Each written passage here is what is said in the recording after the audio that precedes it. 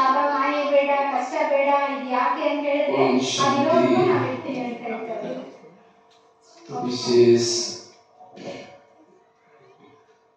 आज एक बहुत अच्छा विषय पर चर्चा करेंगे। सवेरे शाम कुछ गहरी बातें, क्योंकि आप लोग यहाँ 108 दिन तक तपस्या करने वाले हैं।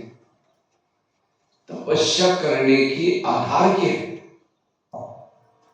ये आधार वाली बातें आप लोगों के साथ शेयर करें। सबसे पहले भी चर्चा की थी, उस तपस्या को केवल घंटे गिनने वाले नहीं बनो, दिन गिनने वाले नहीं बनो, लेकिन यथार्थ योग करो, तब उस तपस्या से प्राप्तियां होंगी। दूसरी बात बताई थी कल शाम को, आत्म अभिमानी स्थिति, केवल बैठो नहीं, लेकिन चेक करो मेरे आत्मिक स्थिति कितनी बनी, आत्म अभिमानी कितने बने, तब योग लगेगा। तीसरी बात बताई थी पर चिंतन से मुक्त बनो। अगर सारा दिन परचिंतन करेंगे तो तपस्या में आनंद नहीं आएगा। और दोपहर की बात बताई थी संकल्प पॉजिटिव चलाओ। अगर आपके संकल्प पॉजिटिव नहीं है तो तपस्या में आप आनंदित नहीं होंगे। और अभी आगे का टॉपिक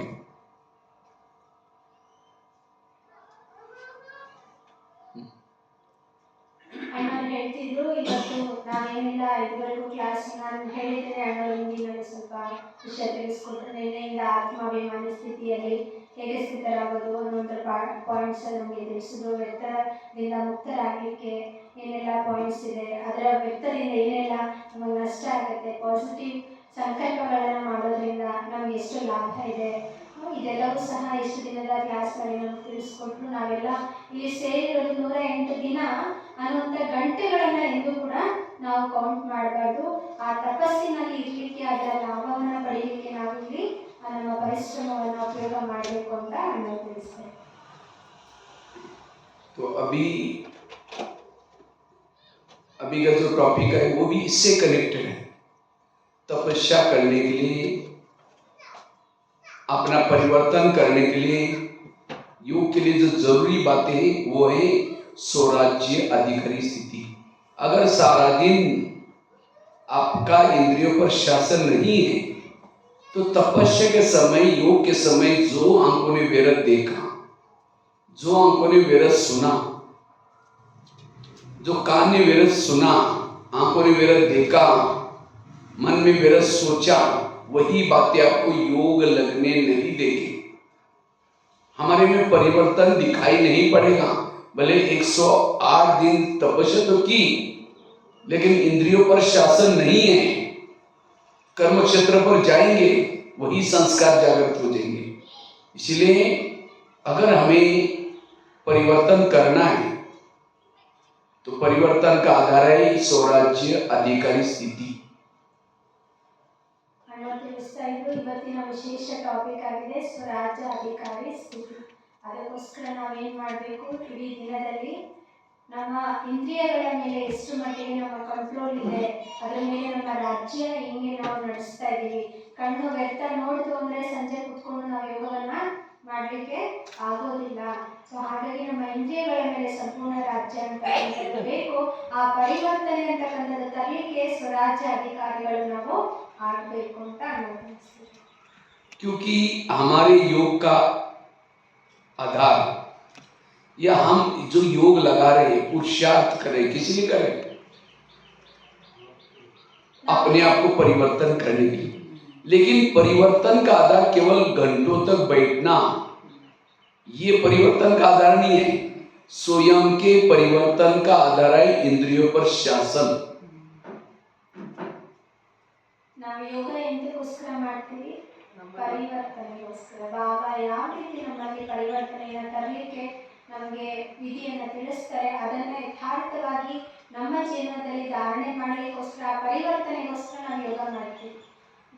ಅದನ್ನು ಅಣ್ಣವರು ನಮಗೀಗ ತಿಳಿಸ್ತಾರೆ. बाबा कहते हैं चैरिटी बिगिंस एट होम। आप अपने घर को सुधारो, परिवर्तन करो, स्वयं को बदलो तो विश्व बदल जाएगा। तो तो स्वयं को बदलना मतलब क्या करना? बैज पहन लिया, सफेद ड्रेस पहन लिया, रोज की मुरली सुनी, 108 दिन बैठ करके योग किया, यहाँ हो गया परिवर्तन?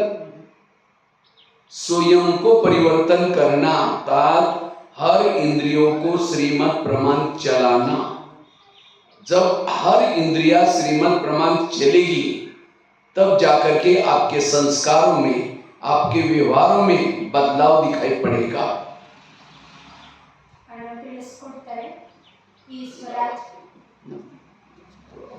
ಸ್ವರಾಜ್ಯ ಅಧಿಕಾರಿಗಳು ಆಗಬೇಕು ಅಂತ ಹೇಳಿದ್ರೆ ಆ ಪರಿವರ್ತನೆ ಅಂತಕ್ಕಂಥದ್ದು ನಮ್ಮಲ್ಲಿ ಬರಬೇಕು ಅಂದ್ರೆ ಏನ್ ಮಾಡಬೇಕು? ನಮ್ಮ ಇಂದ್ರಿಯಗಳ ಮೇಲೆ ರಾಜ್ಯ ಅಂತಕ್ಕಂಥದ್ದು ಮಾಡಬೇಕು.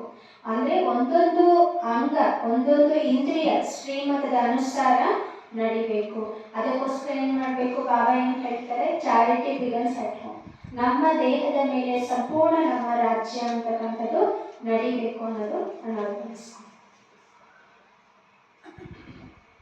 तो इसीलिए और जब तक ये बदलाव नहीं आएगा, इंद्रियों पर शासन नहीं होगा, तब तक आपके अंदर के संस्कार नहीं बदलेंगे।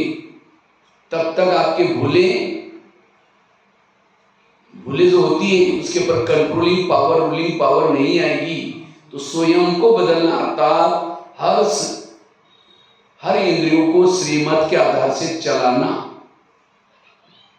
ತಿಳಿಸ್ಕೊಡ್ತಾರೆ ಎಲ್ಲಿವರೆಗೂ ಸ್ವರಾಜ್ಯ ಅಧಿಕಾರಿಗಳು ಆಗೋದಿಲ್ಲ ಅಲ್ಲಿವರೆಗೂ ಪರಿವರ್ತನೆ ಅನ್ನುವಂಥದ್ದು ನಾವೇನು ಎದುರು ನೋಡ್ತಿದ್ದೀವಿ, ಬಾಬಾ ಏನು ನಮ್ಮ ತಪಸ್ಸಿನ ಫಲವಾಗಿ ಎದುರು ನೋಡ್ತಾರೆ, ಅದು ಆಗ್ಲಿಕ್ಕೆ ಸಾಧ್ಯ ಆಗೋದಿಲ್ಲ. ಹಾಗಾಗಿ ಸ್ವರಾಜ್ಯ ಅಧಿಕಾರಿಗಳು ಆಗ್ಬೇಕು ಅಂತ ಹೇಳಿದ್ರೆ ಒಂದೊಂದು ಇಂದ್ರಿಯಗಳು ಶ್ರೀಮತದ ಅನುಸಾರ ನಡಿಬೇಕು.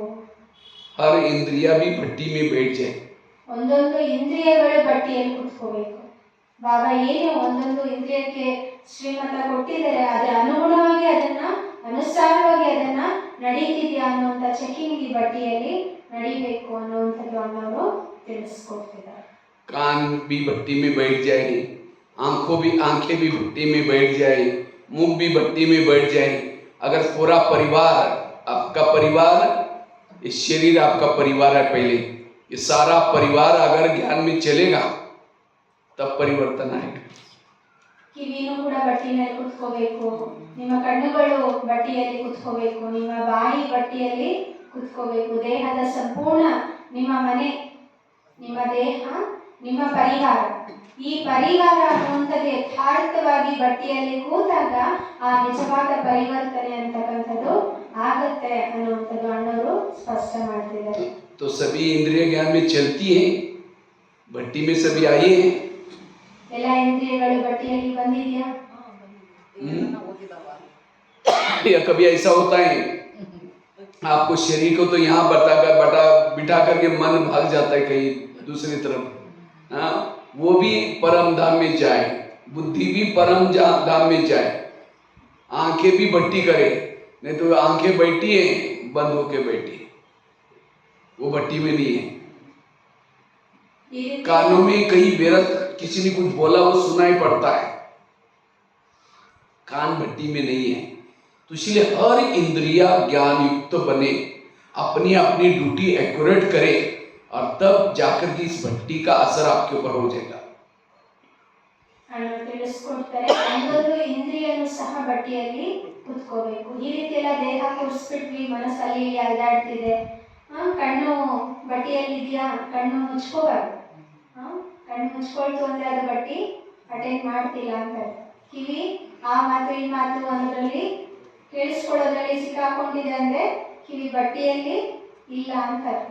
ಹೀಗೆ ನಮ್ಮ ಒಂದೊಂದು ಅಂಗ, ಒಂದೊಂದು ಇಂದ್ರಿಯ ಯಾವಾಗ ಬಟ್ಟಿಯಲ್ಲಿ ಕುತ್ಕೊಳ್ಳುತ್ತೆ, ಶ್ರೀಮತದ ಅನುಗುಣವಾಗಿ ಯೋಗಯುಕ್ತವಾಗಿ ಇರುತ್ತೆ, ಅದು ಏನಾಗುತ್ತೆ? ಯಥಾರ್ಥವಾದ ಬಟ್ಟಿಯ ಒಂದು ಲಾಭ ನಿಮ್ಮ ಮೇಲೆ ಬೀಳುತ್ತೆ, ಅದರ ಪ್ರಭಾವ ನಿಮ್ಮ ಮೇಲೆ ಬೀಳುತ್ತೆ ಅನ್ನುವಂಥದ್ದು ಅನ್ನೋರು ಸ್ಪಷ್ಟ ಮಾಡ್ತಿದ್ದಾರೆ. इसलिए बाबा कहते बच्चे चैरिटी बिगैन्स एट होम, घर को सुधारो। घर मतलब लौकिक नहीं, इस शरीर में रहने वाली सारी इंद्रियां ज्ञान में चले, श्रीमत प्रमाण चले, ये चैरिटी बिगैन्स एट होम। ಹಾಗೆ ಬಾಬಾ ನಮಗೆ ತಿಳಿಸ್ತಿರ್ತಾರೆ ಚಾರಿಟಿ ಬಿಗನ್ಸ್ ಅಟ್ ಹೋಮ್ ಅಂತ. ಈ ರೀತಿ ಎಲ್ಲ ನಿಮ್ಮ ಲೌಕಿಕ ಪರಿವಾರ ಅಲ್ಲ, ನಿಮ್ಮ ದೇಹ ಅನ್ನುವಂಥದ್ದೇ ಒಂದು ಪರಿವಾರ. ದೇಹದ ಇಂದ್ರಿಯಗಳನ್ನ ನೀವು ಎಷ್ಟು ಮಟ್ಟಿಗೆ ಶ್ರೀಮತದ ಅನುಗುಣವಾಗಿ ನಡೆಸ್ತೀರ, ಇದಕ್ಕೆ ನಾವೇನು ಹೇಳಂಗಿಲ್ಲ ಬಾಬಾಗೆ.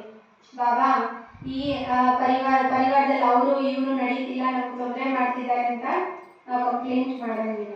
ಹಾಗಾಗಿ ಏನು ಹೇಳ್ತಿದ್ದಾರೆ ಇಲ್ಲಿ, ಪರಿವಾರ ಅಂದ್ರೆ ಏನು, ನಮ್ಮ ದೇಹದ ಇಂದ್ರಿಯಗಳನ್ನ ಪರಿವಾರದ ರೂಪದಲ್ಲಿ ತೋರಿಸ್ತಾ ಚಾರಿಟಿ ಬಿಗನ್ಸ್ ಅಟ್ ಹೋಮ್ ಅಂತ ಹೇಳಿ ಬಾಬಾ ತಿಳಿಸ್ಕೊಡ್ತಾರೆ. क्योंकि हमारी पढ़ाई है भविष्य के राजा बनने की, या हमें भट्टी कर रहे, पुरुषार्थ करे, किसी लिए करे, ताकि हमारे अंदर के संस्कार बदल जाए, व्यवहार बदल जाए और हम भविष्य में ऊंचा पद प्राप्त करें, इसीलिए तो कर रहे हैं ना।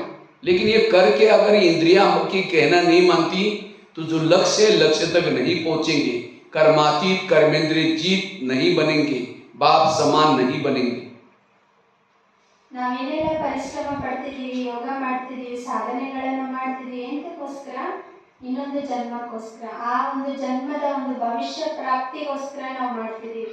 ಅದು ಪರಿವರ್ತನೆ ಕಂಪ್ಲೀಟ್ ಆಗಿ ಬರಬೇಕು ಅಂದರೆ ಏನು ಮಾಡಬೇಕು, ಅದರ ಯಥಾರ್ಥ ವಿಧಿಯನ್ನು ನಮ್ಮ ಜೀವನದಲ್ಲಿ ತರಲೇಬೇಕು. तो इसमें से राजा किसको किसको बनना है, हाथ खड़ा करो। ಇಲ್ಲಿ ರಾಜ ಯಾರೆಲ್ಲ ಆಗ್ಬೇಕು ಅನ್ಕೊಳ್ತಿದ್ದೀರಾ ಕೈ ಎತ್ತಿ. ಬಾಪ್ತದವರು ನೋಡ್ತಿದ್ದಾರೆ ಅಣ್ಣವ್ರ ಮೂಲಕ. अच्छा, सबको राजा बनना है, चलो हाथ तो खड़ा किया, लेकिन क्या आपकी सभी इंद्रियां आपकी वश में है, या मन को कहा है मन तो परमधाम में जाना, मन कहीं मार्केट में चला जाता है, तो राजा कैसे बनेंगे? हाँ, इसीलिए राजा बनने के लिए इंद्रियों पर शासन चाहिए. ಹಾಗಾಗಿ ರಾಜ ಆಗ್ಬೇಕು ಅಂತಂದಾಗ ಕೈ ಎತ್ಬಿಟ್ವಿ. ಈಗ ಚೆಕ್ ಮಾಡ್ಕೋಬೇಕು, ಎಲ್ಲ ಇಂದ್ರಿಯಗಳು ನಮ್ಮ ಕಂಟ್ರೋಲ್ ಅಲ್ಲಿ ಇದೆಯಾ, ಮನಸ್ಸು ಪರಧಾಮಕ್ಕೆ ಹೋಗ್ಬೇಕು ಅಂದ್ರೆ ಹೋಗುತ್ತಾ ಅಥವಾ ಮಾರ್ಕೆಟ್ ಕಡೆ ಹೋಗುತ್ತಾ, ಚೆಕ್ ಮಾಡ್ಕೋಬೇಕು ಅಂತ ಹೇಳ್ತಾರೆ. ಇಲ್ಲ ಅಂದ್ರೆ ಹೇಗೆ ರಾಜ ಆಗ್ಲಿಕ್ಕಾಗತ್ತೆ?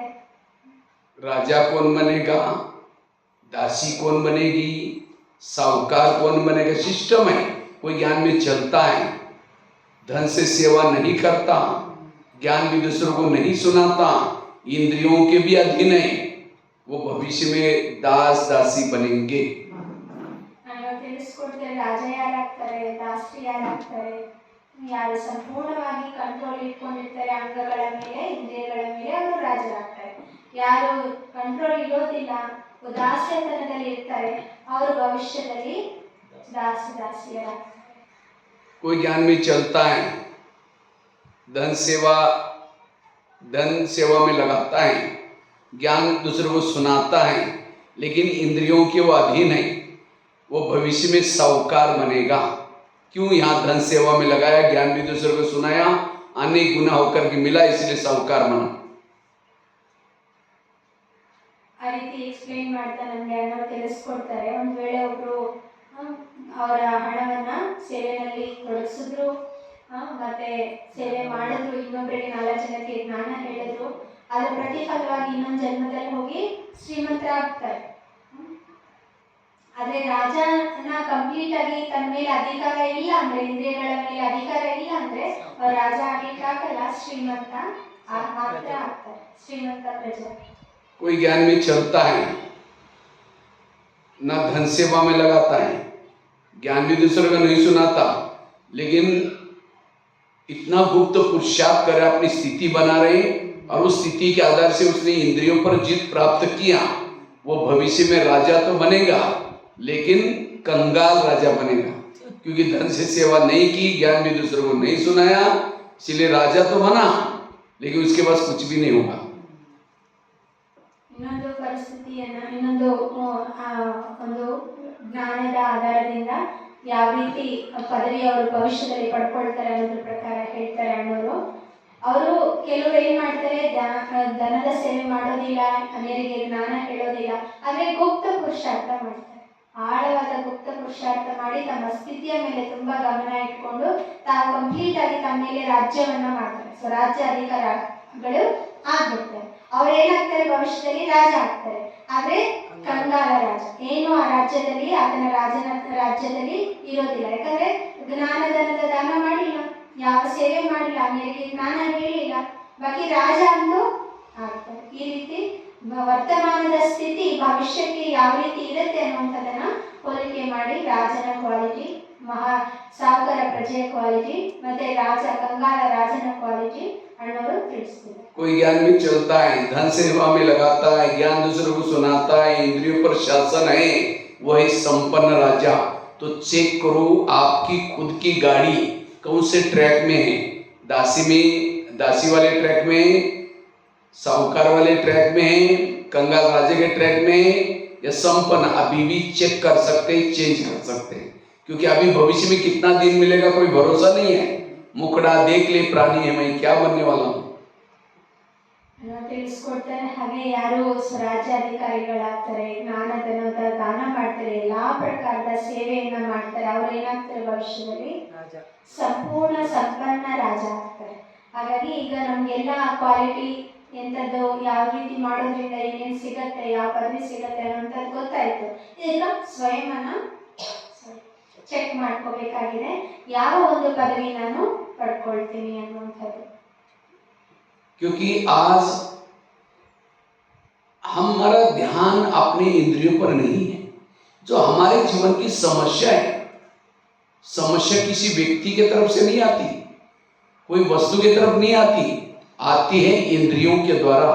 इसलिए ब्रह्मा बाबा ने क्या पुरुषार्थ किया, बाबा ने रोज अपने इंद्रियों का दरबार लगाया और इसी के आधार से बाबा नारायण बने।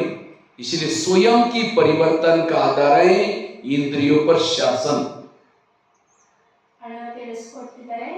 ಹಾಗಾದ್ರೆ ನಮ್ಮ ಇಂದ್ರಿಯಗಳ ಮೇಲೆ ರಾಜ್ಯವನ್ನ ಮಾಡೋದ್ರಿಂದಲೇ ನಾವೇನಾಗ್ತೀವಿ, ಭವಿಷ್ಯದಲ್ಲಿ ರಾಜ್ಯ ಪದವಿ ಪಡ್ಕೊಳ್ತೀವಿ. ಈ ರೀತಿ ಎಲ್ಲ ನಮ್ಮ ಪರಿಸ್ಥಿತಿಗಳಿಗೆ ಮತ್ತೊಬ್ರು ಹೊರಗಿನ ಪರಿಸ್ಥಿತಿಗಳು ಕಾರಣ ಅಲ್ಲ, ನಮ್ಮ ಇಂದ್ರಿಯಗಳೇ ಕಾರಣ ಅನ್ನುವಂಥದ್ದನ್ನ ಅಣ್ಣ ಸ್ಪಷ್ಟ ಮಾಡ್ತಿದ್ದಾರೆ ಇವತ್ತು. ಆ ನಿಟ್ಟಿನಲ್ಲಿ ನಾವು ಉದಾಹರಣೆಗೆ ಬ್ರಹ್ಮಬಾಬರು ಸಹ ಇಡೀ ದಿನದ ರಾತ್ರಿಯಲ್ಲಿ ಇಡೀ ದಿನ ತಮ್ಮ ಇಂದ್ರಿಯಗಳು ಯಾವ ರೀತಿ ಎಲ್ಲ ಕರ್ಮ ಮಾಡಿತ್ತು, ಯಾವ ರೀತಿ ಅವರಿಗೆ ಸಹಯೋಗ ಕೊಟ್ಟಿತ್ತು, ಏನಾದರೂ ಆ ಒಂದು ಇಂದ್ರಿಯಗಳ ದರ್ಬಾರ್ ಅನ್ನುವಂಥದ್ದನ್ನ ಬ್ರಹ್ಮಬಾಬರು ಸ್ವಯಂ ಪ್ರತಿದಿನದ ಅನುಸಾರವಾಗಿ ಮಾಡ್ತಾ ಇದ್ರು. ಅವ್ರು ಚೆಕಿಂಗ್ ಮಾಡ್ಕೊಳ್ತಾ ಇದ್ರು, ಅದ್ರ ಮೂಲಕನೇ ಅವ್ರ ಭವಿಷ್ಯದ ರಾಜ ಆದ್ರು ಅನ್ನುವಂಥದ್ದನ್ನ ತಿಳಿಸ್ತಿದ್ದಾರೆ. लेकिन आज हमारा इसके तरफ ध्यान नहीं है, इसीलिए आज हमारा योग नहीं लगता। योग में माया थे, मतलब कोई राक्षस आकर के नहीं हिलाता। सारा दिन आंखों ने गलत देखा है, कानों ने गलत सुना है, मन ने गलत सोचा है, बुद्धि कहीं भटकी है, वही बातें आपको योग लगने नहीं देती। इसलिए अगर योग का गहरा अनुभव करना है, रोज चेक करो मेरी एक एक इंद्रिया अपनी क्या क्या काम करती है। ತಿಳಿಸ್ಕೊಡ್ತಿದ್ದಾರೆ. ಯಾವುದೇ ಇಂದ್ರಿಯಗಳು ನಮ್ಮ ಕಂಟ್ರೋಲ್ ಅಲ್ಲಿ ಇಲ್ಲ ಅಂದ್ರೇನೆ ಅದು ನಮ್ಮ ಒಂದು ಪರಿಸ್ಥಿತಿಗೆ ಕಾರಣ ಆಗುತ್ತೆ ಹೊರತು ಬಾಕಿ ಯಾವುದೇ ರಾಕ್ಷಸ ಬಂದು ಕುತ್ಕೊಳ್ಳೋದಿಲ್ಲ.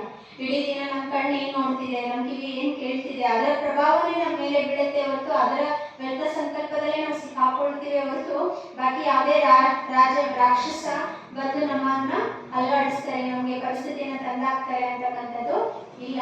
ಹಾಗಾಗಿ ನಾವೇನ್ ಮಾಡಬೇಕು, ಎಲ್ಲಿವರೆಗೂ ಇಂದ್ರಿಯಗಳ ಮೇಲೆ ರಾಜ್ಯ ಮಾಡೋದಿಲ್ಲ ಅಲ್ಲಿವರೆಗೂ ನಮ್ಮ ಪರಿವರ್ತನೆ ಎದುರು ನೋಡ್ತಕ್ಕಂಥ ಪರಿವರ್ತನೆ ಅಂತಕ್ಕಂಥದ್ದು ಆ ನಿರಂತರತೆ ಅನ್ನುವಂಥದ್ದು ಸಿಗ್ಲಿಕ್ಕೆ ಸಾಧ್ಯ ಇಲ್ಲ ಅಂತ ಅಣ್ಣವರು ತಿಳಿಸ್ತಾರೆ. जैसे प्रधानमंत्री दिल्ली में शांति में कब बैठेंगे, उसके पार्टी के सारे लोग अपनी ड्यूटी एक्यूरेट करते हैं। एक ने गलत काम किया, उनकी नींद फिट जाएगी। इसी तरह आत्मा शांति में तब रुकुटी में बैठते हैं अपने चेयर पर, हर इंद्रिया अपनी अपनी ड्यूटी एक्यूरेट करते हैं। आंखों ने गलत देख लिया, आत्मा की नींद फिट गई, कानों ने गलत सुन लिया, आत्मा की नींद फिट गई। इसलिए एक एक इंद्रियों पर शासन, स्वराज्य अधिकारी स्थिति, और तब जाकर के इस ज्ञान का असर, योग का असर हमारे व्यवहार में दिखाई पड़ता है। ತಿಳಿಸ್ಕೊಡ್ತಾರೆ ಹೇಗೆ ಪ್ರಧಾನಮಂತ್ರಿಗಳು ಯಾವಾಗ ಖುಷಿಯಾಗಿರ್ತಾರೆ, ಯಾವಾಗ ನಿಶ್ಚಿಂತವಾಗಿರ್ತಾರೆ ಅಂತ ಹೇಳಿದ್ರೆ ಅವರ ಪಾರ್ಟಿಯಲ್ಲಿ ಇರ್ತಕ್ಕಂಥ ಒಬ್ಬೊಬ್ಬ ವ್ಯಕ್ತಿ ಸದಸ್ಯ ಯಥಾರ್ಥವಾಗಿ ಅವರವರ ಕರ್ತವ್ಯವನ್ನು ಮಾಡ್ಕೊಂಡಿದ್ರೇನೆ ಸಾಕು, ಬಾಕಿ ಯಾವುದೇ ತೊಂದರೆ ಅವರಿಗೆ ಆಗೋದಿಲ್ಲ. ಅವರ ಪಾರ್ಟಿಯಲ್ಲಿ ಯಾರು ಹೆಚ್ಚು ಕಮ್ಮಿ ಮಾಡಿದಾಗಲೇನೆ ಅವ್ರಿಗೆ ಏನಾಗುತ್ತೆ, ಅಲ್ಲಿ ನೆಮ್ಮದಿಯಾಗಿ ಕುತ್ಕೊಂಡು ಇರ್ಲಿಕ್ಕೆ ಆಗೋದಿಲ್ಲ. ಡೆಲ್ಲಿಯಲ್ಲಿ ಅವರ ಪಾರ್ಲಿಮೆಂಟ್ ಅಲ್ಲಿ ಅವರ ಒಂದು ರಾಜ್ಯಸಭೆಯಲ್ಲಾಗಲಿ ಇರ್ಲಿಕ್ಕೆ ಸಾಧ್ಯ ಆಗೋದಿಲ್ಲ. ಹಾಗೆ ನಮ್ಮ ಕಣ್ಣು ಯಥಾರ್ಥವಾಗಿ ಇಲ್ಲ, ಏನು ಕೆಟ್ಟದನ್ನ ನೋಡ್ಬಿಡ್ತು, ಕಿವಿ ಕೆಟ್ಟದನ್ನ ಕೇಳ್ಬಿಡ್ತು ಅಂತ ಬಂದಾಗ ಏನಾಗುತ್ತೆ, ಆತ್ಮಕ್ಕೆ ನೆಮ್ಮದಿಯಾಗಿ ಇರಲಿಕ್ಕೆ ಸಾಧ್ಯ ಆಗೋದಿಲ್ಲ, ನಮ್ಮ ನಿದ್ರೆ ಕೆಡುತ್ತೆ. ಹಾಗಾಗಿ ಮೇಯ್ನ್ ಆಗಿ ಕರ್ಮೇಂದ್ರಿಯಗಳ ಮೇಲೆ ನಾವು ರಾಜ್ಯವನ್ನ ಮಾಡಬೇಕು. ಅದರ ಒಂದು ನಿಯಂತ್ರಣವನ್ನು ನಾವು ಇಟ್ಕೊಳ್ಳೋದು ತುಂಬಾನೇ ಮುಖ್ಯ ಅನ್ನೋದನ್ನ ಇದರ ಮೂಲಕ ನಮಗೆ कईयों ने क्या किया, अपने आप को समझ ले कि हम कभी ऊंचा नहीं बनेंगे। जो मधुबन में रहने वाले, जिन्होंने अपने आप को समर्पित किया है, जो धन से सेवा करते हैं, जो जोन इंचार्ज है, वो बड़े बड़े बनेंगे। हम क्या बनेंगे? बाबा ने कभी मुरली में ये नहीं कहा माउंट आबू में रहने वाले राजा बनेंगे। जिन्होंने मम्मा बाबा को देखा वो राजा बनेंगे। जो धन से बहुत सेवा करते हैं वो राजा बनेंगे। जो समर्पित हो, बाबा कहते हैं बच्चे राजा बनने नहीं तो ये तो पर्सनैलिटी हो जाएगी। बाबा ने चाहे मधुबन वाला हो, चाहे समर्पित वाला हो, चाहे टीचर हो, बाबा ने फार्मूला रखा है, जिन्होंने अपने इंद्रियों पर शासन किया वो भविष्य के राजा बन सकते हैं। इंद्रिया तो सबके पास है, तो इसीलिए ये फार्मूला है, इसीलिए हर एक को चांस है। इसीलिए अगर हमें पुरुषार्थ में तीव्रता लानी है, इसीलिए अपने ऊपर शासन करो। ತಿಳಿಸ್ಕೊಡ್ತಿದ್ದಾರೆ. ಕೆಲವರು ಈ ರೀತಿ ಬುದ್ಧಿನ ಫಿಕ್ಸ್ ಮಾಡ್ಕೊಂಡು ಬಿಡ್ತಾರೆ, ಏನಂತ, ನಾವೆಲ್ಲಿ ಈ ರೀತಿ ಎಲ್ಲ ನಡೀಲಿಕ್ಕಾಗತ್ತೆ, ಅದೆಲ್ಲ ಮಧುಬನ್ ನಿವಾಸಿಗಳ ಕೈಯಲ್ಲೋ ಅಥವಾ ಮಹಾರಥಿಗಳ ಕೈಯಲ್ಲೋ ಅಥವಾ ಯಾರೆಲ್ಲ ಟೀಚರ್ಸ್ ಸಮರ್ಪಣೆ ಆಗಿದ್ದಾರೆ ಅವ್ರು ಮಾಡ್ಬೋದು ಅಲ್ವಾ, ಅಥವಾ ಯಾರೆಲ್ಲ ಝೋನ್ ಇನ್ಚಾರ್ಜ್ಗಳು ಕೂತಿದ್ದಾರೆ ಅವ್ರು ಮಾಡ್ಬೋದು ಅಂತ ಅದೇ ಅಣ್ಣವ್ರು ಸ್ಪಷ್ಟ ಮಾಡ್ತಿದ್ದಾರೆ. ಇವತ್ತು ಈಗ ಬಾಬಾ ನಮಗೆ ಒಂದು ಫಾರ್ಮುಲಾ ಕೊಟ್ಟಿದ್ದಾರೆ, ಇಂದ್ರಿಯಗಳ ಮೇಲೆ ರಾಜ್ಯ ಮಾಡೋರೆ ಸ್ವರಾಜ್ಯಾಧಿಕಾರಿಗಳು, ಅವರೇ ಏನಾಗ್ತಾರೆ, ವಿಶ್ವ ಮಹಾರಾಜರು ಆಗ್ತಾರೆ. ಆ ನಿಟ್ಟಿನಲ್ಲಿ ನಮ್ಗೆ ಇಲ್ಲಿ ಯಾವುದೇ ಕ್ವಶನ್ ಮಾಡಂಗಿಲ್ಲ ಬಾಬಾಗೆ. ಬಾಬಾ ಅವ್ರಿಗೆ ಮಾತ್ರ ರಾಜ್ಯ ಮಾಡ್ತೀರಾ, ಇವ್ರಿಗೆ ಮಾತ್ರ ರಾಜ್ಯ ಮಾಡ್ತೀರಾ, ನಮಗೆ ಫಾರ್ಮುಲಾ ಅನ್ನೋದು ಸ್ಪಷ್ಟ ಮಾಡ್ಬಿಟ್ರು ಇವತ್ತು ಅಣ್ಣವರು. ಯಾರ ಇಂದ್ರಿಯಗಳ ಮೇಲೆ ರಾಜ್ಯ ಮಾಡ್ತಾರೆ ಅವರೇ ಸ್ವರಾಜ್ಯಾಧಿಕಾರಿಗಳು, ಅವರೇ ಭವಿಷ್ಯದ विश्व महाराजा अधिकारी। आज दुनिया में जो भी कुछ प्रॉब्लम है, जो भी कुछ समस्या है, समस्या उसके इंद्रियों के द्वारा आ रही, किसी व्यक्ति के द्वारा समस्या नहीं आ रही। इसलिए हर इंसान अगर अपने इंद्रियों पर शासन करेगा, ये काम क्रोध सारे विकार अपने आप भाग जाएंगे। लेकिन आज इंद्रियों पर शासन नहीं, और इसीलिए आज ये विकार हमारे ऊपर अटैक कर रहे हैं। ಇವತ್ತಿನ ದಿನದ ಪ್ರಪಂಚದ ಪರಿಸ್ಥಿತಿಗಳನ್ನು ಚೆಕ್ ಮಾಡೋದಾದ್ರೆ ಎಲ್ಲವೂ ಸಹ ಆ ಒಂದು ಪ್ರಪಂಚದ ಪರಿಸ್ಥಿತಿಗಳ ಒಂದು ಮೂಲ ಆಧಾರನೇ ಇಂದ್ರಿಯಗಳ ಹತೋಟಿಯ ಕೊರತೆ. ನಮ್ಮ ಇಂದ್ರಿಯಗಳೇ ಕಾರಣವೇ ಹೊರತು ಕಾಮ ಕ್ರೋಧ ನಂತರ ಬರುತ್ತೆ ಅಂತ ಅಣ್ಣವರು ತಿಳಿಸ್ತಿದ್ದಾರೆ. ಹಾಗಾಗಿ ಇಂದ್ರಿಯಗಳ ಮೇಲೆ ನಾವು ಎಷ್ಟು ಮಟ್ಟಿಗೆ ಹತೋಟಿಯಲ್ಲಿ ಇಟ್ಕೊಳ್ತೀವಿ, ಎಲ್ಲ ಪ್ರಕಾರದ ಸಮಸ್ಯೆಗಳಿಂದ ನಾವು ಮುಕ್ತರಾಗ್ತೀವಿ. नहीं तो जैसे कहते हैं ना, अंधा पीस रहा है और कुत्ता बैठ कर खा रहा है। इसी तरह हम योग लगाते 108 घंटा दिन योग किया, ये किया, लेकिन मुख वेरत बोल रहे, आंखें वेरत देख रहे, जितना कमाए खत्म होता जाता है। तो हम तो लगते हैं बड़े खुश हैं, हमने इतना दिन योग किया, ये किया, लेकिन अंदर परिवर्तन कुछ नहीं।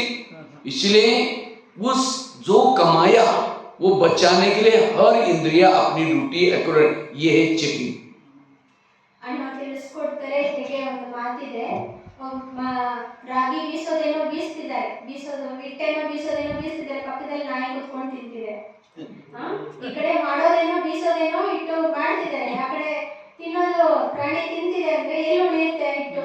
ಹಾಗೆ ನಾವು 708 ದಿನ ಯೋಗ ಮಾಡಬೇಕು ಅಂತ ಹೇಳಿ ಕುತ್ಕೊಂಡಿದೀವಿ, ಆದ್ರೆ ಈ ರೀತಿಯಾದಂತ ಇಂದ್ರಿಯಗಳ ಹತೋಟಿಯ ಮೇಲೆ ನಾವು ಕಂಟ್ರೋಲ್ ಇಟ್ಕೊಳ್ಳದೆ ಇರೋ ಕಾರಣ ಈ ಯೋಗ ಮಾಡ್ತಿರ್ತೀವಿ, ಇಲ್ಲಿ ಸಮಯ ಇನ್ವೆಸ್ಟ್ಮೆಂಟ್, ಸಂಕಲ್ಪದ ಇನ್ವೆಸ್ಟ್ಮೆಂಟ್ ಮಾಡ್ತಿದೀವಿ, ಆದ್ರೆ ಯಥಾರ್ಥ ರಿಸಲ್ಟ್ ಅನ್ನುವಂಥದ್ದು ನಮಗೆ ಸಿಕ್ಕಿದಾಗ ಏನಾಯ್ತು, ಎಲ್ಲವೂ ಕೂಡ ವ್ಯರ್ಥ ಆಯ್ತು. ಹಾಗಾಗಿ ಎಲ್ಲಿವರೆಗೂ ನಾವು ಇಂದ್ರಿಯಗಳ ಒಂದು ಆಕ್ಯುರೇಟ್, ಅದು ನಮ್ಮ ಇಂದ್ರಿಯಗಳು ಆಕ್ಯುರೇಟ್ ಆಗಿ ತನ್ನ ಕರ್ಮದಲ್ಲಿ ಇರೋದಿಲ್ಲ, ಅಲ್ಲಿವರೆಗೂ ನಾವು ಯಥಾರ್ಥ ವಿಧಿಪೂರ್ವಕವಾದ ಒಂದು ಲಾಭ, ಯೋಗದ ಲಾಭವನ್ನು ಪಡ್ಕೊಳ್ಳಿಕ್ಕೆ ಸಾಧ್ಯ ಇಲ್ಲ. इस दुनिया पर शासन वही कर सकता है जिसने इस दुनिया पर शासन किया है। ये दुनिया का सैंपल, ये दुनिया है। जैसे दुनिया में 70% पानी है, शरीर में भी 70% पानी है। दुनिया में 3 लोग है, शरीर में भी तो 3 लोग है, ये आत्म लोग। दुनिया 5 तत्वों की बनी है, शरीर भी 5 तत्वों का बना हुआ है। दुनिया में 950 करोड़ लोग रहते हैं, शरीर में भी 950 करोड़ जीवाणु सेल्स है। इसके ऊपर राज्य करो, इसको बदलो, दुनिया बदल जाएगी। ಅಣ್ಣವರು ಇನ್ನೂ ಒಂದು ಯಥಾರ್ಥವಾದ ಅರ್ಥವನ್ನ ನಮಗೆ ನಮಗೆ ಸ್ಪಷ್ಟ ಮಾಡ್ತಿದ್ದಾರೆ. ನಮ್ಮ ದೇಹ ಒಂದು ಪ್ರಪಂಚ. ಈ ದೇಹದ ಮೇಲೆ ಯಾರು ರಾಜ್ಯ ಮಾಡ್ತಾರೆ, ಹೊರಗಿನ ಪ್ರಪಂಚವನ್ನ ಅವರು ರೂಲರ್ ಆಗ್ತಾರೆ. ಈ ದೇಹದ ಮೇಲೆ ಯಾರು ಯಥಾರ್ಥ ವಿಧಿಪೂರ್ವಕವಾದ ಒಂದು ರಾಜ್ಯವನ್ನು ಮಾಡುವಂತವ್ರು ಇರ್ತಾರೆ, ಅವರೇ ಪ್ರಪಂಚವನ್ನು ರೂಲ್ ಮಾಡುವಂತವ್ರು ಆಗ್ತಾರೆ. ಹಾಗಾಗಿ ಏನ್ ಹೇಳ್ತಿದ್ರು ಅಣ್ಣವರು, ಈ ಹೋಲಿಕೆ ಮಾಡ್ತಿದ್ದಾರೆ. ಈಗ ನಮ್ಮ ದೇಹದಲ್ಲಿ 70% ನೀರಿದೆ, ಹಾಗೆ ಪ್ರಪಂಚದಲ್ಲಿ ನೋಡಿದ್ರೆ 70% ನೀರಿದೆ. ಭೂಮಿ ಒಂದು ಭಾಗ ಮಾತ್ರ, ಇನ್ನ ಸಂಪೂರ್ಣ ಸುತ್ತ ಭೂಮಿಯಲ್ಲಿ 70% ನೀರಿದೆ. ಹಾಗೆ 3 ಲೋಕ ಇದೆ. ಹಾಗೆ ನಮ್ಮ ದೇಹದಲ್ಲೂ ಸಹ ಏನಿದೆ, ಆತ್ಮ 3 ಶಕ್ತಿ ಇದೆ ಅಲ್ವಾ. ಸೊ ಅದನ್ನ ನಮ್ಗೆ ಸ್ಪಷ್ಟ ಮಾಡ್ತಾ ಇದರ ಅವರು ಹೇಳಿರುವಂತ ಭಾವಾರ್ಥ ಇಷ್ಟೇನೆ. ಯಾರು ತಮ್ಮ ದೇಹದ ಮೇಲೆ ಯಥಾರ್ಥ ವಿಧಿಪೂರ್ವಕವಾಗಿ ರಾಜ್ಯ ಮಾಡುವಂತವ್ರು ಇರ್ತಾರೆ, ಅವರೇ ಭವಿಷ್ಯದ ಪ್ರಪಂಚದ ಆಗಿರ್ಬೋದು, ವರ್ತಮಾನ ಪ್ರಪಂಚದಲ್ಲಿ ರಾಜ್ಯ ಮಾಡೋದಾಗಿರ್ಬೋದು ಮಾಡಲಿಕ್ಕೆ ಸಾಧ್ಯ. आज कई माता कहती मेरी बच्ची मानती, मेरा पति मानता ही। क्यों नहीं मानता? जिसकी इंद्रिया नहीं मानती उसका कोई नहीं मानेगा। इसीलिए कहते हैं ना अनुशासन। अनु मतलब आत्मा, शासन मतलब राज्य। जिस आत्मा का अपने बॉडी पर शासन है वो दूसरों पर, प्रकृति के ऊपर अपने आप शासन करेगा। इसीलिए बाबा कहते हैं सो परिवर्तन करो, विश्व अपने आप बदल जाएगा। हम कहते हैं ये ऐसा करता है, ये ऐसा करता है, वो देखने का समय नहीं, अपने आप को चेंज करो। ಹಾಗಾಗಿ ಅಣ್ಣವ್ರು ತಿಳಿಸ್ತಾ ಇದ್ರು, ಕೆಲವರು ಹೇಳ್ತಾರಲ್ವಾ, ಮನೆಯಲ್ಲಿ ಪತಿ ನನ್ನ ಮಾತು ಕೇಳ್ತಿಲ್ಲ, ಮಕ್ಕಳು ನನ್ನ ಮಾತೇ ಕೇಳೋದಿಲ್ಲ, ಯಾರು ತಮ್ಮ ದೇಹ ಇಂದ್ರಿಯಗಳ ಮೇಲೆ ರಾಜ್ಯ ಮಾಡೋದಿಲ್ಲ ಅವ್ರ ಮಾತು ಯಾರು ಕೇಳೋದು. ಇದು ಕ್ಲಿಯರ್ ಮಾಡಿದ್ದಾರೆ ಅಣ್ಣವ್ರು ಇವತ್ತು. ಸೊ ನಮ್ಮ ಮೇಲೆ ನಾವು ಎಷ್ಟು ಮಟ್ಟಿಗೆ ರಾಜ್ಯ ಮಾಡ್ತೀವಿ, ಪ್ರಕೃತಿನೂ ಸಹ ನಮ್ಮ ಮಾತನ್ನ ಕೇಳುತ್ತೆ, ಪ್ರಪಂಚದ ಪ್ರತಿಯೊಬ್ಬರು ಸಹ ನಮ್ಮ ಮಾತನ್ನ ಕೇಳ್ತಾರೆ. ಅನುಶಾಸನ ಅಂದ್ರೆ ನಮ್ಮ ಮೇಲೆ ನಾವು ಎಷ್ಟು ಶಾಸನ ಮಾಡ್ತೀವಿ, ಕಾನೂನುಬದ್ಧವಾಗಿ. ಶಾಸನ ಅಂದ್ರೆ ಕಾನೂನುಬದ್ಧವಾಗಿ ನಡ್ಕೊಳ್ಳೋದು, ಕಾನೂನನ್ನ ಶಾಸನ ಅಂತಾರೆ. ಅದರ ಅನುಕರಣೆ ನಮ್ಮ ದೇಹ ಎಷ್ಟು ಮಟ್ಟಿಗೆ ಮಾಡುತ್ತೆ, ಶ್ರೀಮತವನ್ನ ಫಾಲೋ ಮಾಡುತ್ತೆ, ಅದರ ಅನುಗುಣವಾಗಿ ಹೊರಗಿರ್ತಕ್ಕಂಥವ್ರು ಸಹ ನಮ್ಮ ಮಾತಿಗೆ ಬದ್ಧವಾಗಿ ಇರ್ತಾರೆ ಅನ್ನುವಂಥದ್ದನ್ನ ಅಣ್ಣವರು. सारे गीता का सार है, हे अर्जुन तुम अपने घोड़े की लगाम अपने हाथ में रखो। सारे ज्ञान का सार है, हे आत्मा हर इंद्रियों की लगाम तुम अपने हाथ में रखो। लेकिन आज हमको घोड़े चला रहे, आंखें जो देखते हैं रथ वहां चला जाता है, मुख जो कान जो सुनता है रथ वहां चला जाता है। इसलिए आज हमारे जीवन में प्रॉब्लम्स है, समस्या है। ಹೇಗೆ ಗೀತೆಯ ಸಾರ ಹೇಳೋದಾದ್ರೆ, ಶ್ರೀಕೃಷ್ಣ ಏನ್ ಹೇಳಿದ್ರು ಅರ್ಜುನಿಗೆ, ಅರ್ಜುನ ನಿನ್ನ ಇಂದ್ರಿಯಗಳನ್ನ ನಿನ್ನ ಕಂಟ್ರೋಲ್, ನಿನ್ನ ಕುದುರೆಗಳನ್ನ ನಿನ್ನ ಕಂಟ್ರೋಲ್ ನಲ್ಲಿ ಇಟ್ಕೊ. ಹಾಗೆ ನಮ್ಮ ದೇಹ ಎಷ್ಟು ಮಟ್ಟಿಗೆ ನಮ್ಮ ಕಂಟ್ರೋಲ್ ಅಲ್ಲಿ ಇರುತ್ತೆ, ಏನಾಗುತ್ತೆ ಎಲ್ಲ ಸಮಸ್ಯೆಗೆ ಅದೇ ಪರಿಹಾರ. ಹಾಗಾಗಿ ಅಣ್ಣವರು ಇದನ್ನ ನಮಗೆ ಸ್ಪಷ್ಟ ಮಾಡ್ತಿದ್ದಾರೆ. इसलिए इंद्रियों पर शासन करना है, स्वराज्य अधिकारी बनना है, यही हमारा असली पुरुषार्थ है। रोज चेक करो कौन सी इंद्रियां मुझे धोखा देते। आज कई कहते सतयुग कब आएगा, अब कितना साल बाकी है। बाबा ने कहा था कि संगम 100 साल का है, अभी 87 साल तो पूरा हो गया, अब बाबा भी आना बंद हो गया, कृष्ण कब जन्म लेगा। ये सब वेस्ट है। आज सतयुग का गायन क्या है, एक धर्म, एक राज्य, एक भाषा, एक कुल, एक क्या मैंने अपने शरीर में एक धर्म एक राज्य स्थापन किया है, एक आत्मा का शासन बॉडी पर है, एक धर्म धारणा है। जब इसके अंदर ही सतयुग स्थापन नहीं किया तो बाहर सतयुग कैसे आएगा। इसलिए पहले हर एक को अपने अंदर सतयुग बनाना है, बाहर अपने आप आएगा। ಸ್ವರಾಜ್ಯ ಅಧಿಕಾರಿಗಳು ಆಗ್ಬೇಕು, ಇಂದ್ರಿಯಗಳ ಮೇಲೆ ಹತೋಟಿ ನಾವು ಇಟ್ಕೋಬೇಕು. ಇದರ ಅನುಸಾರವಾಗಿ ಬಾಕಿ ಎಲ್ಲವೂ ಪರಿವರ್ತನೆ ಅಂತಕ್ಕಂಥದ್ದು ಬರುತ್ತೆ. ನಾವು ಈ ರೀತಿ ಬಾಬಾರನ್ನ ಕೇಳಾಗಿಲ್ಲ, ಸತ್ಯುಗ ಯಾವಾಗ ಬರುತ್ತೆ, ದಾದಿಯವರು ಯಾವಾಗ ಜನ್ಮ ತಗೊಳ್ತಾರೆ, ಎಲ್ಲಿ ಜನ್ಮ ತಗೊಳ್ತಾರೆ, ಇದೆಲ್ಲವೂ ಸಹ ವೇಸ್ಟ್ ಆಫ್ ಟೈಮ್ ಅಂತ ಅನ್ನೋರು ಸ್ಪಷ್ಟ ಮಾಡ್ತಾ ಹೇಳ್ತಾರೆ. ಸೊ ನಮ್ಮ ದೇಹದಲ್ಲಿ ಎಲ್ಲಿವರೆಗೂ ಒಂದೇ ರಾಜ್ಯ, ಒಂದೇ ಧರ್ಮ, ಒಂದೇ ಶಾಸನ ಅಂತಕ್ಕಂಥದ್ದು, ಆತ್ಮದ ಶಾಸನ ಅಂತಕ್ಕಂಥದ್ದು ನಡೆಯೋದಿಲ್ಲ, ಅಲ್ಲಿವರೆಗೂ ಹೊರಗೆ ಸತ್ಯುಗ ಹೇಗೆ ಬರುತ್ತೆ. ನಮ್ಮ ದೇಹದಲ್ಲಿ ಒಂದು ಸತ್ಯುಗ ಬರಬೇಕಾಗಿದೆ ಅಂತ ಅನ್ನೋದು. आजकल माँ बाप बच्चों से तंग है, इतना माँ बाप बिजी रहते हैं, बच्चा कहाँ जा रहा है, किसके संग में जा रहा है, क्या देखता है, क्या सुनता है, देखने का पूछने का टाइम ही नहीं है। जब बच्चा गलत काम करता उनकी आंखें खुल जाती, ऐसा कैसे किया इस बच्चे ने? अगर रोज वो चेक करते, बेटा तुमने क्या देखा, बेटा तुम किसके साथ में गए थे, बेटा अगर रोज वो चेक करते हैं, अगर गलत काम किया थप्पड़ मारते तो फिर गलतियां करेगा नहीं। इसी तरह आज हमारी आंखें क्या देख रही, कान क्या सुन रहा है, मन कहाँ जा रहा है, कोई हमको देखने का पूछने का टाइम ही नहीं है। और जब गलत संस्कार हो जाते हैं तब हम कहते हैं ऐसा कैसे हो गया। इसलिए रोज इनकी चेकिंग करना। ಹಣ ತಿಳಿಸ್ಕೊಡ್ತಾರೆ ಹೇಗೆ ತಂದೆ ತಾಯಿಗಳು ಮಕ್ಕಳನ್ನ ಗಮನಿಸ್ಕೊಳ್ಳೋದಿಲ್ಲ, ಅವ್ರು ಹೆಂಗೆ ಹೋಗ್ತಾರೋ ಬಿಟ್ಬಿಡ್ತಾರೆ. ಒಂದಿನ ಅವ್ರು ಏನಾದ್ರು ತುಂಬಾ ಕಂಪ್ಲೀಟ್ ಆಗಿ ಕೆಟ್ಟೋಗಿ ಅವರ ಜೀವನವನ್ನ ಹಾಳು ಮಾಡ್ಕೊಂಡು ಬಂದು ನಿಂತ್ಕೊಂಡಾಗ ಏನ್ ಮಾಡ್ತಾರೆ, ಅಯ್ಯೋ ಈ ಮಗ ನನ್ನ ಮಗ ಹಿಂಗಾದ ಅಂತ ಪ್ರಶ್ನೆ ಬರುತ್ತಲ್ಲ. ಆದ್ರೆ ಅವ್ರು ಒಂದು ವೇಳೆ ಪ್ರತಿದಿನ ನನ್ನ ಮಗ ಯಾರ ಜೊತೆ ಹೋಗ್ತಿದ್ದಾನೆ, ಏನ್ ಮಾಡ್ತಿದ್ದಾನೆ, ಸರಿಯಾಗಿದ್ದಾನ ಇಲ್ವಾ ಅಂತ ಪ್ರತಿದಿನದ ಚೆಕಿಂಗ್ ಅವ್ರು ಮಾಡ್ಕೊಂಡ ಇದ್ದಾಗ ಆ ಒಂದು ಹಂತಕ್ಕೆ ಬರುವ ಆ ಮಗು ಹೋಗ್ಲಿಕ್ಕೆ ಸಾಧ್ಯ ಆಗೋದಿಲ್ಲ. ಹಾಗೆ ನಮ್ಮ ಕಣ್ಣುಗಳು ಏನ್ ಇವತ್ತು ಮಾಡ್ತಿದೆ, ಏನ್ ನೋಡ್ತಿದೆ, ನನ್ನ ಕಿವಿ ಏನ್ ಕೇಳ್ತಿದೆ, ಇದ್ರ ಮೇಲೆ ನಾವು ರಾಜ್ಯ ಎಲ್ಲಿವರೆಗೂ ಗಮನವನ್ನ ಇಡೋದಿಲ್ಲ. ಸೊ ಅದೇನ್ ಮಾಡುತ್ತೆ, ಒಂದಿನ ಹೋಗಿ ಆ ವ್ಯಕ್ತ ಸಂಸ್ಕಾರವಾಗಿ ಪರಿವರ್ತನೆ ಆದ್ಮೇಲೆ ಆದರೆ ಈ ಸಂಸ್ಕಾರ ಹೇಗ್ ಬಂತು ಅನ್ನುವಂಥದ್ದಲ್ಲಿ ನಾವು ಸಿಕ್ಕಾಕೊಳ್ಳೋದಿಲ್ಲ. ಹಾಗಾಗಿ ಪ್ರತಿದಿನದ ಚೆಕಿಂಗ್ ಏನ್ ಮಾಡುತ್ತೆ, ನಮ್ಮನ್ನ ಆ ಹಂತದವರೆಗೂ ತಲುಪದೆ ಕಾಪಾಡುತ್ತೆ ಅನ್ನುವಂಥದ್ದು. नौका पानी के ऊपर से जाएगी, पार कराएगी। नौका के अंदर पानी आएगा तो डुबा देगी। जो इंद्रियों को चलाता है जीवन में पार हो जाता है, जिनको इंद्रिय ही चलाते वो डूब जाता है, वो असफल बन जाता है। ಇದಕ್ಕೆ ಇನ್ನೊಂದು ಉದಾಹರಣೆಯಾಗಿ ಹೇಳ್ತಾರೆ, ಹೇಗೆ ನೀರಿನ ಮೇಲೆ ದೋಣಿ ಹೋಗುತ್ತೆ, ಬೋಟ್ ಆಗ್ಲಿ ಯಾವ್ದಾಗ್ಲಿ ಹೋಗ್ತಾ ಇರುತ್ತೆ, ಆ ನೀರು ಬೋಟ್ ಒಳಗಡೆ ಬಂದ್ಬಿಡ್ತು ಅಂದ್ರೆ ಮುಳುಗಿಸ್ಬಿಡುತ್ತೆ. ಹಾಗೆ ಈ ಕರ್ಮೇಂದ್ರಿಯಗಳು ನಿಯಮಬದ್ಧವಾಗಿ ಹೋಗ್ತಾ ಇತ್ತು ಅಂದ್ರೆ ನಾವು ಕೂಡ ಈ ಕರೆಯಿಂದ ಆ ಕರೆ ಹೋಗ್ಬೇಕಂತಿರ್ತಾರಲ್ಲ ಬಾಬಾ, ವಿಷಯ ಸಾಗರದಿಂದ ಇವತ್ತು ಕೂಡ ಮುಗಿಯಬೇಕು, ಕ್ಷೀರಸಾಗರಕ್ಕೆ ಹೋಗ್ಬೇಕು ಅಂತ ಆ ನಿಟ್ಟಿನಲ್ಲಿ ನಾವು ಹೋಗ್ಲಿಕ್ಕೆ ಸಾಧ್ಯ ಆಗುತ್ತೆ. ಇಲ್ಲಾಂದ್ರೆ ಏನಾಗ್ಬಿಡುತ್ತೆ, ನಮ್ಮನ್ನ ರೂಲ್ ಮಾಡ್ತಿದೆ ಇಂದ್ರಿಯಗಳು ಅಂತ ಹೇಳಿದ್ರೆ ನಾವು ಒಳಗೆ ಹೋಗ್ತೀವಿ.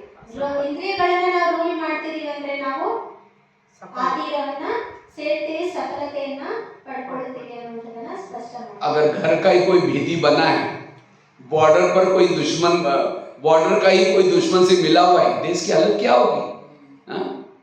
समझो कोई पाकिस्तान के बॉर्डर पर कोई एक सैनिक है और पाकिस्तान से कोई आतंकवादी आता है और वो कहता है 500 की नोटों की थैला लो, मुझे अंदर जाने दो। तो सैनिक को लगा अरे इतना पैसा तो मैं पूरी जिंदगी में सर्विस करूंगा तो भी नहीं मिलेगा, और वो थैला लेकर के उसको भेज देगा, कितने लोगों को मारेगा। इसीलिए वो सैनिक को नोट प्रेमी नहीं, देश प्रेमी बनने की जरूरत है। इसी तरह आज हमारी रक्षा करने वाले कान है बॉर्डर पर है, आंखें बॉर्डर पर है, मुंह बॉर्डर पर है, आत्मा की रक्षा करने के लिए रखा है। रक्षक ही भक्षक बने।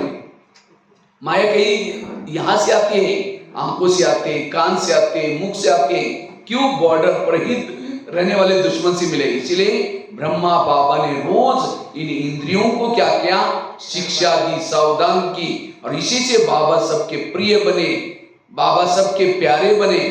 तो ऐसा ही हमें भी इन इंद्रियों को जब तक शासन में नहीं रखेंगे तब तक बदलाव नहीं आएगा।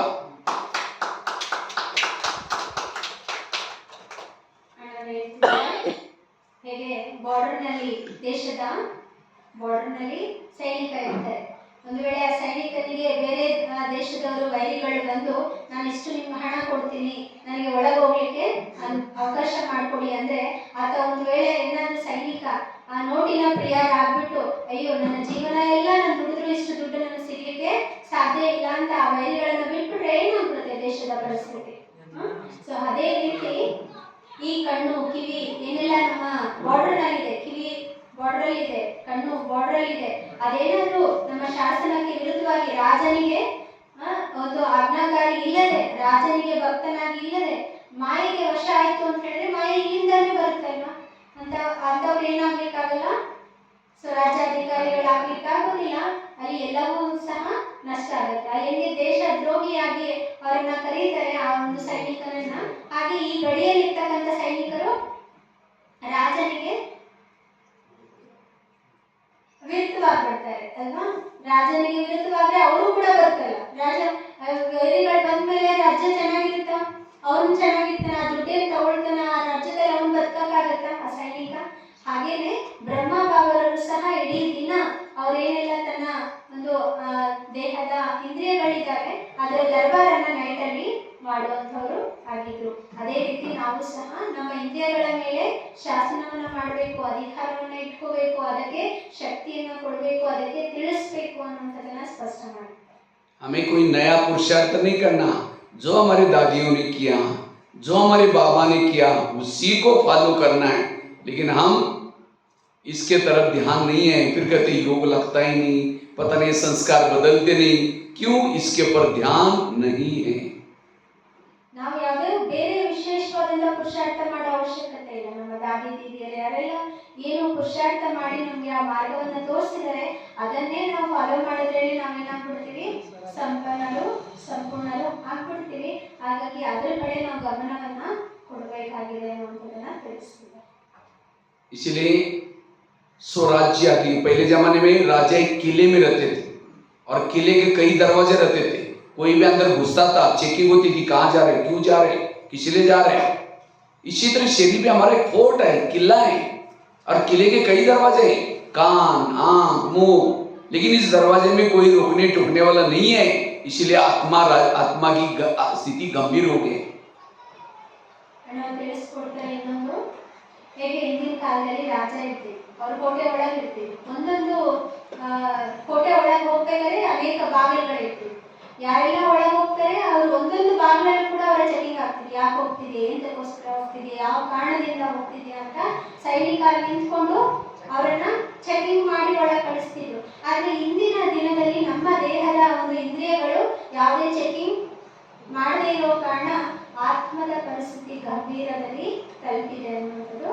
कृष्ण जब रथ में आता है पहले घोड़ों को प्यार करता है, थपथपाता है। क्यों? अगर घोड़े जाकर के दुर्योधन के सामने गिर जाएंगे, पराजय हो जाएंगे। इसी तरह हमें भी परम धाम से अमृत वाला करके जब शरीर रूपी रथ में प्रवेश करो, पहले घोड़ों से प्यार करो।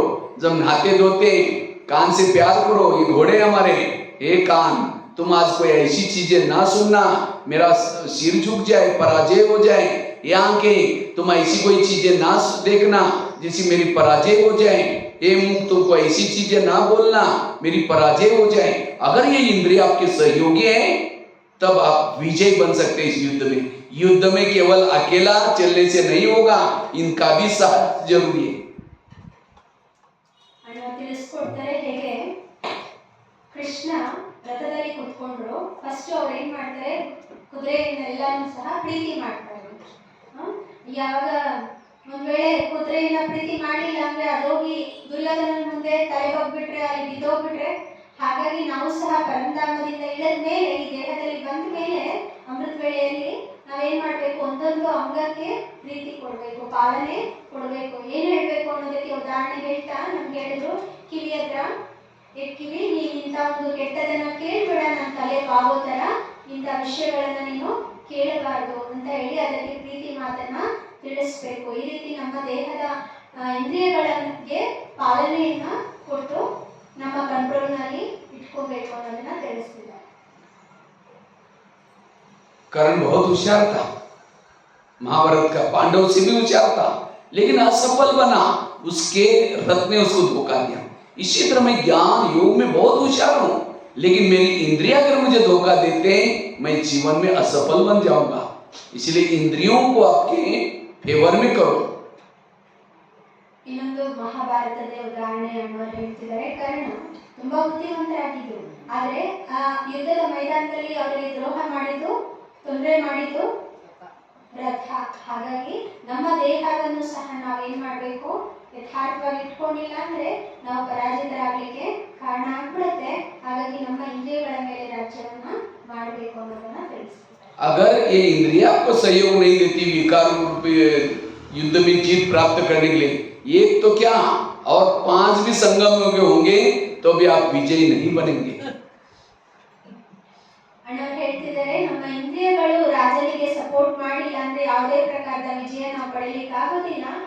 ಈ ಇಂದ್ರಿಯಗಳು ನಮಗೆ ಕಂಟ್ರೋಲ್ ಬರಲಿಲ್ಲ, ಸಪೋರ್ಟ್ ಮಾಡಿಲ್ಲ ಅಂದ್ರೆ ಒಂದು ಸಂಗಮಯುಗ ಏನು 5 ಸಂಗಮಯುಗ ಕೊಟ್ಟರೂ ಸಹ ವಿಜಯಿಗಳಾಗಲಿಕ್ಕೆ ಸಾಧ್ಯ ಆಗೋದಿಲ್ಲ. भारत में अंग्रेज घुसे थे, कहां से घुसे थे? भारत में नवाबों शासन था, बंगाल का नवाब, बिहार का नवाब, सूरत का नवाब, अंग्रेज आए, नवाब के साथ दोस्ती की और दिल्ली के ऊपर अटैक किया, भारत गुलाम हो गया। ಅಣ್ಣವ್ರು ಇನ್ನೊಂದು ಉದಾಹರಣೆಯನ್ನ ತಿಳಿಸ್ತಾ ನಮಗೆ ನಮ್ಮದೇ ಭಾರತದಲ್ಲಿ ವಿದೇಶಿಗಳ ಪ್ರವೇಶ ಅನ್ನುವಂಥದ್ದು ಯಾವ ರೀತಿ ಆಯಿತು. ನಮ್ಮ ಮೊಘಲರ ಒಂದು ರಾಜ್ಯ ನಡಿಬೇಕಾದ್ರೆ ಏನ್ ಮಾಡಿದ್ರು, ಅವರು ಸಹಜವಾಗಿ ಮೊಘಲರ ಜೊತೆ ಸ್ನೇಹ ಬೆಳೆಸ್ಕೊಂಡು ಎಲ್ಲ ವ್ಯವಸ್ಥೆಗಳನ್ನ ಗಮನಿಸಿದ್ರು, ಯಾವ ರೀತಿ ನಡೀತಿದ್ದಾರೆ, ಯಾವ ರೀತಿ ಇದ್ದಾರೆ ಅಂತ.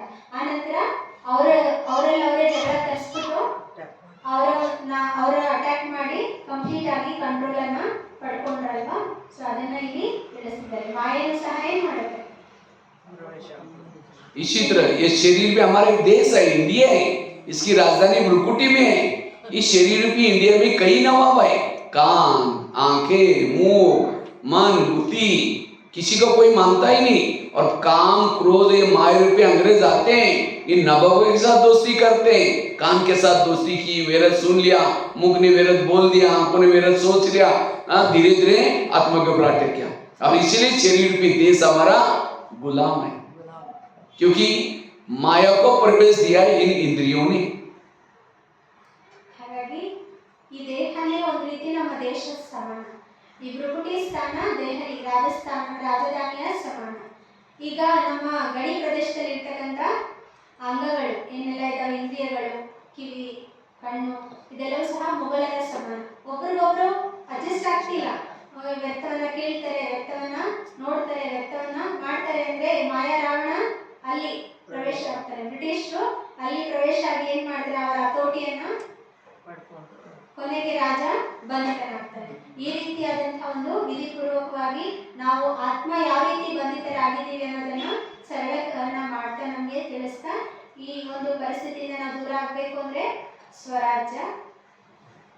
तो भारत में अंग्रेज घुसे, उनको भगाया कैसे?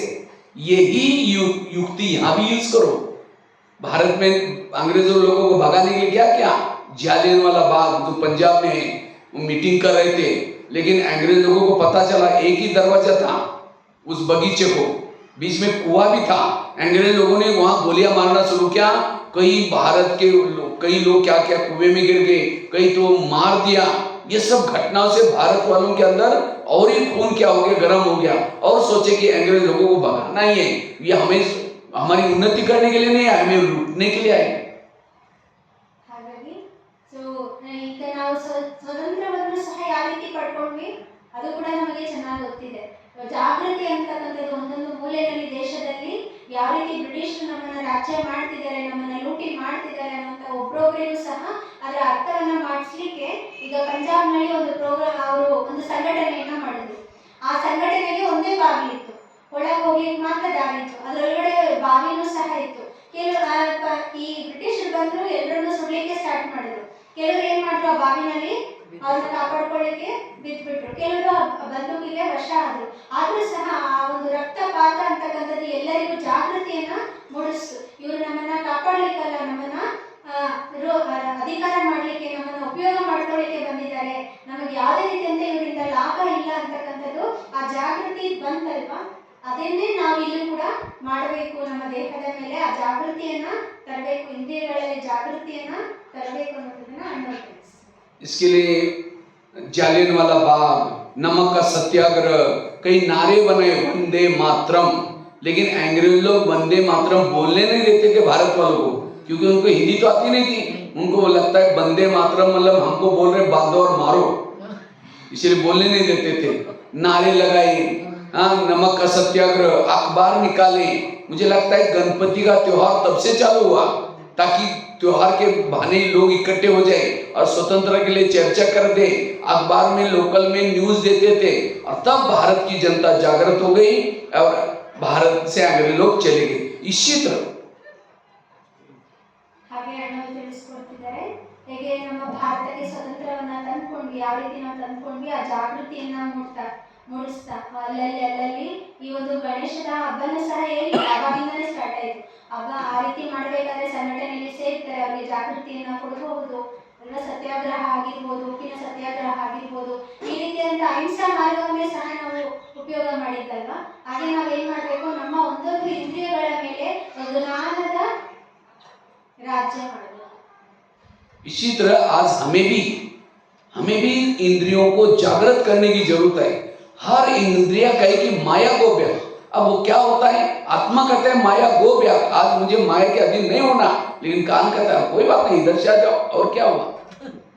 अगर कान को विकारों के लिए इंटरेस्ट है, आंखों को विकारों के लिए इंटरेस्ट है, मन को विकारों के लिए इंटरेस्ट है, आप कितना भी पुरुषार्थ करो विजय नहीं बनेंगे, जितना कमाया खत्म हो जाएगा। इसलिए एक एक इंद्रियां आत्मा के प्रति रिगार्ड रखे, रिस्पेक्ट रखे, ये है पुरुषार्थ। इसलिए स्वराज्य अधिकारी बनना जरूरी है। ತಿಳಿಸ್ಕೊಡ್ತಿದ್ದಾರೆ ಹೇಗೆ ಆತ್ಮ ರಾಜ ಹೇಳ್ತಾನೆ ಯಾವುದೇ ಒಂದು ವಿಕಾರದಲ್ಲಿ ನಾವು ಒಳಗಾಗಬಾರ್ದು ಅಂತ ಹೇಳಿ ಇಂದ್ರಿಯಗಳಿಗೆ ಹೇಳಿದ್ರೆ ಕಿವಿ ಏನ್ ಹೇಳುತ್ತೆ, ಪರವಾಗಿಲ್ಲ ಈಗ ನಾನು ಕೇಳಿಸ್ಕೊಡ್ತೀನಿ ವ್ಯರ್ಥವನ್ನ, ಕಣ್ಣು ನೋಡ್ತೀನಿ ಅನ್ನೋಂಥದ್ದು ಯಾವಾಗ ಹೋಗುತ್ತೆ, ಆ ಕೆಟ್ಟದನ್ನ ನೋಡ್ಬೇಕಾದ್ರೆ ಕೆಟ್ಟದನ್ನ ಕೇಳಬೇಕಾದ್ರೆ ಏನಾಯ್ತು, ಅಲ್ಲಿಂದ ವಿಕಾರಗಳ ಪ್ರವೇಶ ಆಗ್ಬಿಡುತ್ತೆ. ಹಾಗಾಗಿ ನಾವು ನಮ್ಮ ಒಂದು ಸ್ವರಾಜ್ಯದ ಮೇಲೆ ಅಧಿಕಾರವನ್ನ ಇಟ್ಕೋಬೇಕು. समझो प्रधानमंत्री को किसी ने गाली देने वाला पत्र लिखा है, यहाँ से वो पत्र कहाँ जाता है, उसके पीए के पास। पीए पढ़ेगा कि क्या फालतू आदमी लिखता है, इतना अच्छा प्रधानमंत्री जी काम कर रहे हैं, फाड़ के फेंक देगा। इसका मतलब वो पीए उसका हितैषी। इसी तरह हमें कोई गाली देता है तो हमारा पीए कौन है, आत्मा का कान फटाफट आत्मा तक पहुंचाता है। देखो हमको गाली दी, मुख डिस्टर्ब हो गया, मन डिस्टर्ब हो गया, सब डिस्टर्ब हो गए। और सवेरे की 4 पेज की मुरली सुनी थी, वो कान नहीं बोलता, आज बाबा ने ऐसे बोला, उसको निकाल देता है। वो अंदर आत्मा को नहीं पहुंचाता कि आज बाबा ने मुरली में ऐसे बोला, उसको निकाल देता है। इसका मतलब कान मेरा हितैषी नहीं है। आंखें योग में बैठे तुरंत बंद हो जाती है, और मोबाइल में कोई गलत चीजें देख रहे हो वो बंद नहीं हो रहे, टक टक रात को 12 बजे भी देखती रहती। इसका मतलब आंखें मेरी हितैषी नहीं है। और जब ये ज्ञान उनको जागृत करो, वो बिल्कुल श्रीमत प्रमाण चले, तब जाकर के परिवर्तन होगा। ಈಗ ನಮ್ಮ ಕಿವಿ ಯಾವ ರೀತಿ ನಮಗೆ ಮೋಸ ಮಾಡುತ್ತೆ ಅನ್ನೋದ್ರ ಪ್ರಕಾರವಾಗಿ ನಾವು ಯಾವ್ದಾದ್ರು ನಮಗೆ ಉದಾಹರಣೆಗೆ ಪ್ರಧಾನಮಂತ್ರಿ ಯಾರು ಕೆಟ್ಟದಾಗಿ ಲೆಟರ್ ಬರೀತಾರೆ, ಆ ಲೆಟರ್ ಫಸ್ಟ್ ಯಾರ ಹತ್ರ ಹೋಗುತ್ತೆ, ಪ್ರಧಾನಮಂತ್ರಿಯ PA ಯಾರ ಹತ್ರ ಬರುತ್ತೆ. ಅದನ್ನ ಫಸ್ಟ್ ಅವರೇ ತೆಗೆದು ಓದ್ತಾರಲ್ವಾ, ಏನ್ ಬರ್ದಿದ್ದಾರೆ ಪ್ರಧಾನಮಂತ್ರಿಗೆ ಹೇಳ್ಬೇಕಾಗತ್ತೆ. ಅವ್ರು ಕೆಟ್ಟದಾಗಿ ಬರ್ದಿರೋದನ್ನ ಓದ್ಬಿಟ್ಟು ಇದೇನಿದೆ ಈ ತರ ಬರ್ದಿದ್ದಾರೆ ಅನ್ನೋಂಥದ್ದು ಅವರು ಪ್ರಧಾನಮಂತ್ರಿ ಕಲಿಸೋದೇ ಇಲ್ಲ, ಏನ್ ಮಾಡ್ಬಿಡ್ತಾರೆ, ಇದಕ್ಕೆ ಸಂಬಂಧನೇ ಇಲ್ಲ ಪ್ರಧಾನಮಂತ್ರಿಗೆ ಅಂತ ಹೇಳಿ ಅದನ್ನ ಹರಿದು ಬಿಸಾಕ್ಬಿಡ್ತಾರೆ. ಹಾಗೇನೆ ನಮ್ಮ ಕಿವಿ ಏನ್ ಮಾಡುತ್ತೆ, ವ್ಯರ್ಥವನ್ನ ಕೇಳಿದ್ರೆ ಅದನ್ನ ಅಲ್ಲೇ ಅವಾಯ್ಡ್ ಮಾಡ್ತು ಅಂದ್ರೆ ನಮ್ಗೆ ಒಬಿಡಿಯಂಟ್ ಆಗಿದೆ, ಆತ್ಮರಾಜನಿಗೆ ಒಬಿಡಿಯಂಟ್ ಆಗಿದೆ, ರೆಸ್ಪೆಕ್ಟ್ ಕೊಡ್ತಿದೆ ಅಂತ ಅರ್ಥ. ಇಲ್ಲ ಅದು ಕೇಳಿಸ್ಕೊಂಡು ಏನ್ ಮಾಡುತ್ತೆ, ಡೈರೆಕ್ಟ್ ಆಗಿ ಆತ್ಮ ಹೇಳುತ್ತೆ, ನೋಡಿ ಇವ್ರು ಇಂಥ ನಿಂದನೆ ಮಾಡಿದ್ರು ಅಂತ ನಿಂದನೆ ಮಾಡಿದ್ರು, ಅದನ್ನ ಮೋಸ ಮಾಡ್ತಿದೆ. ಸೊ ನಾವು ಮುರಳಿ ಕೇಳ್ಬೇಕಾದ್ರೆ ತಕ್ಷಣ ಏನಾಗ್ಬಿಡುತ್ತೆ, ಕಿವಿ ಬಂದಾಗ್ಬಿಡುತ್ತಲ್ವಾ. ಅದೇ ಯಾವ್ದಾದ್ರು ಬೇರೆ ವಿಚಾರಗಳು ನೈಟ್ 12 ಗಂಟೆ ಕುತ್ಕೊಂಡು ನೋಡಿದ್ರು ಮೊಬೈಲ್ನಲ್ಲಿ ಸ್ಪಷ್ಟವಾಗಿ ಕೇಳಿಸ್ಕೊಳ್ತಿರುತ್ತಲ್ವಾ, ಅದು ನೆನಪಿರುತ್ತಲ್ವಾ. ಅದಕ್ಕೆ ಅಲ್ಲಿ ಮೋಸ ನಡೀತಿದೆ ಅನ್ನೋದನ್ನ ಸ್ಪಷ್ಟ ಮಾಡ್ತಿದ್ದಾರೆ. ಯಾರೋ ಬೇರೆಯವರಲ್ಲ, ಮೀಡಿಯಾ ಮೋಸ ಮಾಡ್ತಿಲ್ಲ, ನಮ್ಮ ಕಿವಿ ಮೋಸ ಮಾಡ್ತಿದೆ. ಅದಕ್ಕೆ ನಾವು ಪ್ರಾಪರ್ ಆಗಿ ಇನ್ಸ್ಟ್ರಕ್ಷನ್ ಮಾಡಿಲ್ಲ. ಸೊ ನಾವು ಮೇನ್ ಆಗಿ ಏನ್ ಮಾಡ್ಬೇಕು, ನಮ್ಮ ಇಂದ್ರಿಯಗಳು ಆತ್ಮರಾಜನಿಗೆ ನಿಷ್ಠಾವಂತ ಆಗಿರ್ಬೇಕು, ಗೌರವವನ್ನ ಕೊಡುವಂತ ಇಂದ್ರಿಯಗಳಾಗಿ ತಯಾರು ಮಾಡ್ಕೋಬೇಕು ಅನ್ನೋದನ್ನ ಸ್ಪಷ್ಟ ಮಾಡ್ತಾ ಇಲ್ಲಿ ಅಣ್ಣ ತಿಳಿಸ್ತಿದ್ದಾರೆ. इसलिए ये है युद्ध, यही युद्ध में हमें विजय बनना है। और युद्ध के लिए आपके सैनिक आपको साथ देना चाहिए। बाबा तो हमें सारथी बन करके, दोस्त बन करके आपका राज्य देने के लिए तैयार है, लेकिन अगर इन इंद्रियों पर ध्यान नहीं है, हमें इंद्रिया पराजित और हारा वाला कभी भी खुश नहीं रह सकता। इसलिए भले भगवान पढ़ा रहे हैं, देवता बनने के लिए जा रहे हैं, लेकिन चेहरे में खुशी नहीं है। क्यों? वो इंद्रियों से हारा हुआ है। इसलिए जीत प्राप्त करने का आधार है स्वराज्य अधिकारी बनना।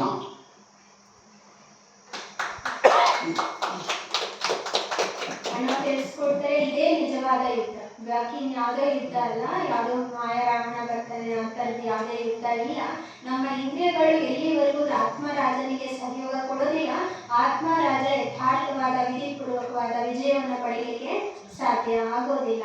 ಹಾಗಾಗಿ ನಮ್ಮ ಸಂಪೂರ್ಣ ಇಂದ್ರಿಯಗಳು ಯಾವಾಗ ನಮಗೆ ಸಪೋರ್ಟ್ ಮಾಡುತ್ತೆ, ಅದರ ಜಾಗೃತಿಯನ್ನು ನಾವು ಅದಕ್ಕೆ ಅದರ ನಮ್ಮ ಬೆಲೆ, ಆತ್ಮದ ಬೆಲೆಯನ್ನು ಒಂದೊಂದು ಇಂದ್ರಿಯಕ್ಕೆ ನಾವು ಯಾವಾಗ ಪಾಠ ಓದಿಸ್ತೀವಲ್ಲ, ಆ ಶಿಕ್ಷಣವನ್ನು ನಾವು ಕೊಟ್ಟಾಗ ಅದೇನಾಗುತ್ತೆ, ಅದರ ಆ ಒಂದು ಶಿಕ್ಷಣದ ಅನುಗುಣವಾಗಿ ಯಾವಾಗ ನಡೆಯುತ್ತೆ, ಅದು ಅವಾಗ ನಮ್ಮ ಒಂದು ಯಥಾರ್ಥವಾದ ವಿಧಿಪೂರ್ವಕವಾದ ವಿಜಯ ಅನ್ನತಕ್ಕಂಥದ್ದು ಆಗುತ್ತೆ ಅನ್ನುವಂಥದ್ದನ್ನ ಸ್ಪಷ್ಟ. तो हम रोज अपना दरबार लगाए कैसे? कैसे हम रोज दरबार लगा कर इन इंद्रियों को विकारों से बचाए, ये हमारे सहयोग बने, कैसे उनसे बातें करें, इसके बारे में चर्चा करते हैं। ಈಗ ನಮ್ಮ ಇಂದ್ರಿಯಗಳ ಮೇಲೆ ವಿಜಯ ಪಡ್ಕೋಬೇಕು, ಇಂದ್ರಿಯಗಳೆಲ್ಲ ಈ ತರ ಮೋಸ ಮಾಡುತ್ತೆ, ಈ ತರ ಆತ್ಮದ ರಾಜ್ಯವನ್ನ ನಡೀಬೇಕು ಅಂತ ಹೇಳಿದ್ರೆ ಇಂದ್ರಿಯಗಳ ಸಪೋರ್ಟ್ ಇದ್ರೆ ಏನೂ ಮಾಡ್ಲಿಕ್ಕೆ ಸಾಧ್ಯ ಇಲ್ಲ. ಈಗ ಹೆಂಗೆ ಅದನ್ನ ವಿಧಿಪೂರ್ವಕವಾಗಿ ಜ್ಞಾನಯುಕ್ತವಾಗಿ ಅದನ್ನ ತಗೊಂಡ್ ಬರೋದು, ಅದರ ವಿಧಿಯನ್ನ ಇವತ್ತು ಈಗ ಅಣ್ಣ ಒಂದೊಂದಾಗಿ ಬಿಡಿಸಿ ತಿಳಿಸ್ತಾರೆ. तो रोज हमें अमृत वेले के बाद सवेरे अमृत वेला जब करते हैं, उसके बाद 4:45 बजे से लेकर के 5 बजे तक क्या करना है, थोड़ा सा दरबार लगाना है और हर इंद्रियों को ऑर्डर देने हैं कि आज हम युद्ध में किसको किसको क्या क्या ड्यूटी करनी है. ಅದಕ್ಕೆ ಮೊದಲನೇ ವಿಧಿಯಾಗಿ ಅಮೃತ ವೇಳೆಯ ನಂತರ ನಮ್ಮ ಇಂದ್ರಿಯಗಳ ಜೊತೆ ಒಡನಾಟ ಇರಬೇಕು, ಮಾತುಕತೆ ಇರಬೇಕು. ಒಂದೊಂದು ಇಂದ್ರಿಯಕ್ಕೂ ಇನ್ಸ್ಟ್ರಕ್ಷನ್ ಮಾಡಬೇಕು. ಯಾವ ಯುದ್ಧದಲ್ಲಿ ಯಾವ ಪರಿಸ್ಥಿತಿಯಲ್ಲಿ ನಾವು ಆ ಒಂದು ಪರ್ಟಿಕ್ಯುಲರ್ ಇಂದ್ರಿಯ ಯಾವ ರೀತಿ ರಿಯಾಕ್ಟ್ ಆಗಬೇಕು ಅನ್ನೋದನ್ನ ಅದಕ್ಕೆ ಇನ್ಸ್ಟ್ರಕ್ಷನ್ ನಾವು ಕೊಡ್ತಾ ಹೋಗ್ಬೇಕು. सबसे पहले बात करो कान से. हे मेरे कान, तुम मेरे इस राजा की शान हो. अगर तुम ना होते मैं ईश्वरी माओ के कैसे सुनता. इसीलिए हे कान, तुम्हारा बहुत बहुत धन्यवाद और मेरा तुम्हारे पर विश्वास है, इसीलिए मैंने तुमको बॉर्डर पर रखा है. कान का है बॉर्डर पर है, लेकिन मेरा तो तुम्हारे पर विश्वास है, मैंने तुमको बॉर्डर पर रखा है. लेकिन आजकल तुम मुझे धोखा दे रहे, मुझे तो पता नहीं था. आज मैं मेरे परम हितैषी शिव बाबा के पास दोस्त के पास सवेरे गया था. शिव बाबा ने तुम्हारे लिए कुछ इशारे दिए. हे कान, तुम मेरा खाते हो, मेरे राज्य में रहते हो. क्योंकि कान जिंदा क्यों है?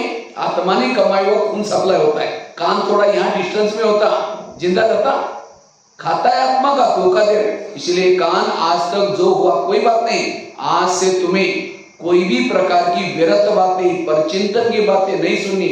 अगर सुनेगा मैं तुमको सजा दूंगा. और ये भी नहीं समझना मुझे कुछ पता ही नहीं चलता.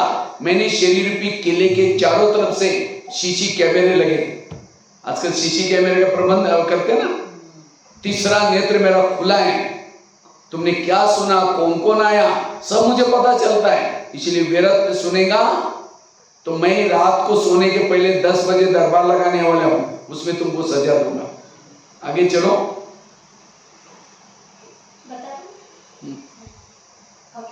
ಅಣ್ಣ ತಿಳಿಸ್ಕೊಡ್ತಾರೆ ಯಾವ ರೀತಿ ದರ್ಬಾರ್ ಮಾಡೋದು. ಈಗ ಮೊದಲನೇದಾಗಿ ಬಾರ್ಡರ್ ಇರೋದು ಕಿವಿ ಅಲ್ವಾ, ಕಿವಿ ಜೊತೆ ಯಾವ ರೀತಿ ನಾವು ಮಾತಾಡಬೇಕು ಅಂತ ಹೇಳಿದ್ರೆ ಅದಕ್ಕೆ ನಮಗೆ ಅದು ವಿಧಿಯನ್ನ ತಿಳಿಸ್ತಾರೆ. ಏ ಕಿವಿ, ನೀನು ಎಂತ ಒಂದು ಮಹಾನ್ ಸ್ಥಾನದಲ್ಲಿ ಇದೆಯಾ, ನನ್ನ ಗಡಿ ಪ್ರದೇಶದಲ್ಲಿ ನಾನು ನಿನ್ನನ್ನ ಇಟ್ಟಿದ್ದೀನಿ. ನಿನ್ನ ಮೂಲಕನೇ ನಾನು ಈಶ್ವರಿಯ ಮಹಾವಾಕ್ಯವನ್ನ ನಾನು ಪ್ರತಿದಿನ ಕೇಳ್ತೇನೆ. ಹಾಗಾಗಿ ನಿನ್ನ ಮೇಲೆ ನನಗೆ ಸಂಪೂರ್ಣ ನಂಬಿಕೆ ಇದೆ, ನಾನು ಖಂಡಿತ ನಿನ್ನನ್ನು ನಂಬ್ತೀನಿ. ಆದ್ರೆ ಇವತ್ತು ಬೆಳಗ್ಗೆ ಅಮೃತ ವೇಳೆ ಬಾಬಾ ನಿನ್ನ ಬಗ್ಗೆ ನನಗೆ ಕೆಲವೊಂದು ಸೂಚನೆಗಳನ್ನ ಕೊಟ್ಟರು. ಹಾಗಾಗಿ ನೀನು ಯಾವುದೇ ರೀತಿಯಂತ ವ್ಯರ್ಥ ವಿಚಾರಗಳನ್ನ ಕೇಳೋದಕ್ಕೆ ನೀನು ಹೋಗಬಾರದು. ಇಲ್ಲಾಂದ್ರೆ ಖಂಡಿತ ಮತ್ತೆ ರಾತ್ರಿ 10 ಗಂಟೆಗೆ ನಾನು ನಿನ್ನ ಜೊತೆ ದರ್ಬಾರ್ ಇಡ್ತೀನಿ, ಸಭೆ ಇಡ್ತೀನಿ, ನಿನ್ನ ಜೊತೆ ನಾನು ಮಾತಾಡ್ತೀನಿ, ಆವಾಗ ನಿನಗೆ ಶಿಕ್ಷೆ ಕೊಡ್ತೀನಿ ಅಂತ ಹೇಳಿ ಈ ರೀತಿ ನಾವು ಆ ಒಂದು ಕಿವಿಯ ಜೊತೆ ಮಾತಾಡ್ಬೇಕು. ಅದು ಹೇಳ್ತಿದ್ರು.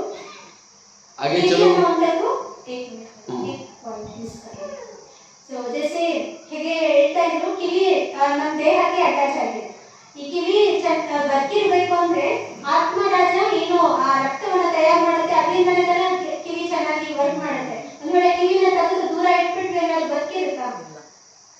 ಆತ್ಮರಾಜನ್ ತಿಂತಿದ್ಯಾ, ಆತ್ಮರಾಜನಿಂದಲೇ ಬದುಕಿದ್ಯಾ, ಆದ್ರೆ ಆತ್ಮರಾಜನಿಗೆ ಮೋಸ ಮಾಡ್ತಿದ್ಯಾ. ಇದು ತುಂಬಾ ದೊಡ್ಡ ತಪ್ಪು ಅಂತ ಹೇಳಿ ಅದಕ್ಕೆ ಇನ್ಸ್ಟ್ರಕ್ಷನ್ ಅನ್ನ ಈ ರೀತಿ ಮಾಡ್ಬೇಕು ಅಂತ ಸ್ಪಷ್ಟ ಮಾಡಿ. आगे चलो मुख के पास. हे मुख, तुम भी मेरे इस राज्य की शान हो. तुम ना हो तो मैं ईश्वरी माओ के दूसरों को कैसे सुनाता. लेकिन कभी कभी तुम किसी का इंसल्ट करते हो, अपमान करते हो. क्या मैंने तुमको अपमान करने के लिए रखा? अगर तुम किसी का अपमान करोगे मैं तुमको सजा दूंगा. ಹಾಗೆ ಈಗ ನೆಕ್ಸ್ಟ್ ಯಾರ ಜೊತೆ ಮಾತಾಡ್ತಿದ್ದಾರೆ ಅನ್ನೋರು ಬಾಯಿ ಜೊತೆ. ನಿನ್ನ ಮೂಲಕ ಬಾಯಿ ನಾನು ಈಶ್ವರಿಯ ಮಹಾವಾಕ್ಯವನ್ನ ನಿನಗೆ ಹೇಳಲಿಕ್ಕೆ ಆಗುತ್ತೆ, ಆದ್ರೆ ಅದೇ ಮಾತು ಇನ್ನೊಬ್ಬರ ನಿಂದನೆ ಮಾಡ್ತು ಅಂದ್ರೆ, ಅದೇ ಬಾಯಿ ಇನ್ನೊಬ್ಬರ ನಿಂದನೆ ಮಾಡ್ತು ಅಂತ ಹೇಳಿದ್ರೆ ಅದು ತಪ್ಪಾಗತ್ತಲ್ವಾ. ಹಾಗಾಗಿ ನಿನ್ ಎತ್ತಗೋಸ್ಕರ ಬಾಯಿರೋದು ಈಶ್ವರಿಯ ಮಹಾವಾಕ್ಯವನ್ನ ಹೇಳಲಿಕ್ಕೆ, ಶುಭ ಭಾವನೆ ಶುಭ ಕಾಮನೆಯನ್ನ ಕೊಡ್ಲಿಕ್ಕೆ. ಅದ್ರ ವಿರುದ್ಧವಾಗಿ ಅದು ಮಾಡ್ತಿದೆ ಅಂತ ಹೇಳಿದ್ರೆ ಅದಕ್ಕೆ ನಾವು ಏನ್ ಮಾಡಬಾರ್ದು, ಸಪೋರ್ಟ್ ಮಾಡಬಾರ್ದು, ಅದಕ್ಕೆ ಖಂಡಿತ ಶಿಕ್ಷೆಯನ್ನ ಕೊಡಬೇಕು ಅಂತ ಅಣ್ಣ ತಿಳಿಸ್ತಾರೆ. आगे चलो आंखों के पास है आंखें।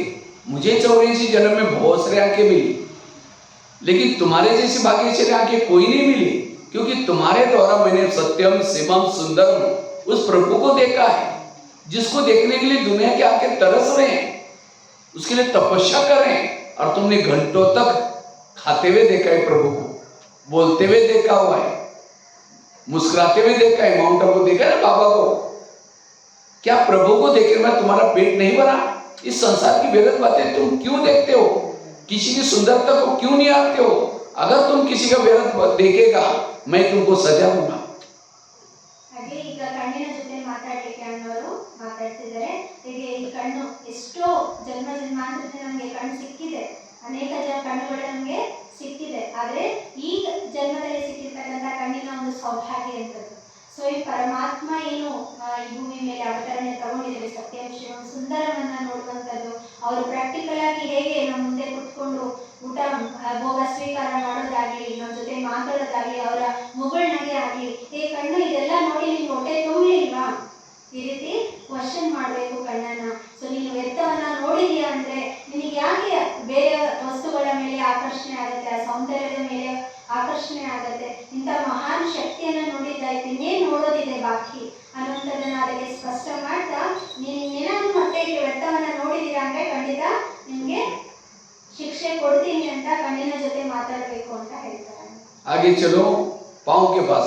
हे पांव, तुम ही मेरे इस राज्य के शान हो। भले मैं मुख से भाषण करता हूं, आदि दुआ तुमको मिलती है। भले हाथ में कर्मणा सेवा की, आदि दुआ किसको मिलते हैं? पांव को, क्योंकि पांव घुटने के ऊपर पूरा शरीर को उठा के लेके आता है। इसीलिए कोई भी व्यक्ति घर में आता है उसके चरण छूते हैं। छूना तो यहाँ चाहिए, आत्मा तो यहाँ बैठी है, लेकिन यहाँ छूते क्यों? आत्मा को भी लाने वाले कौन? पांव। लेकिन हे पांव, तुम कभी कभी परचिंतन करने के लिए भी लेके जाते हो।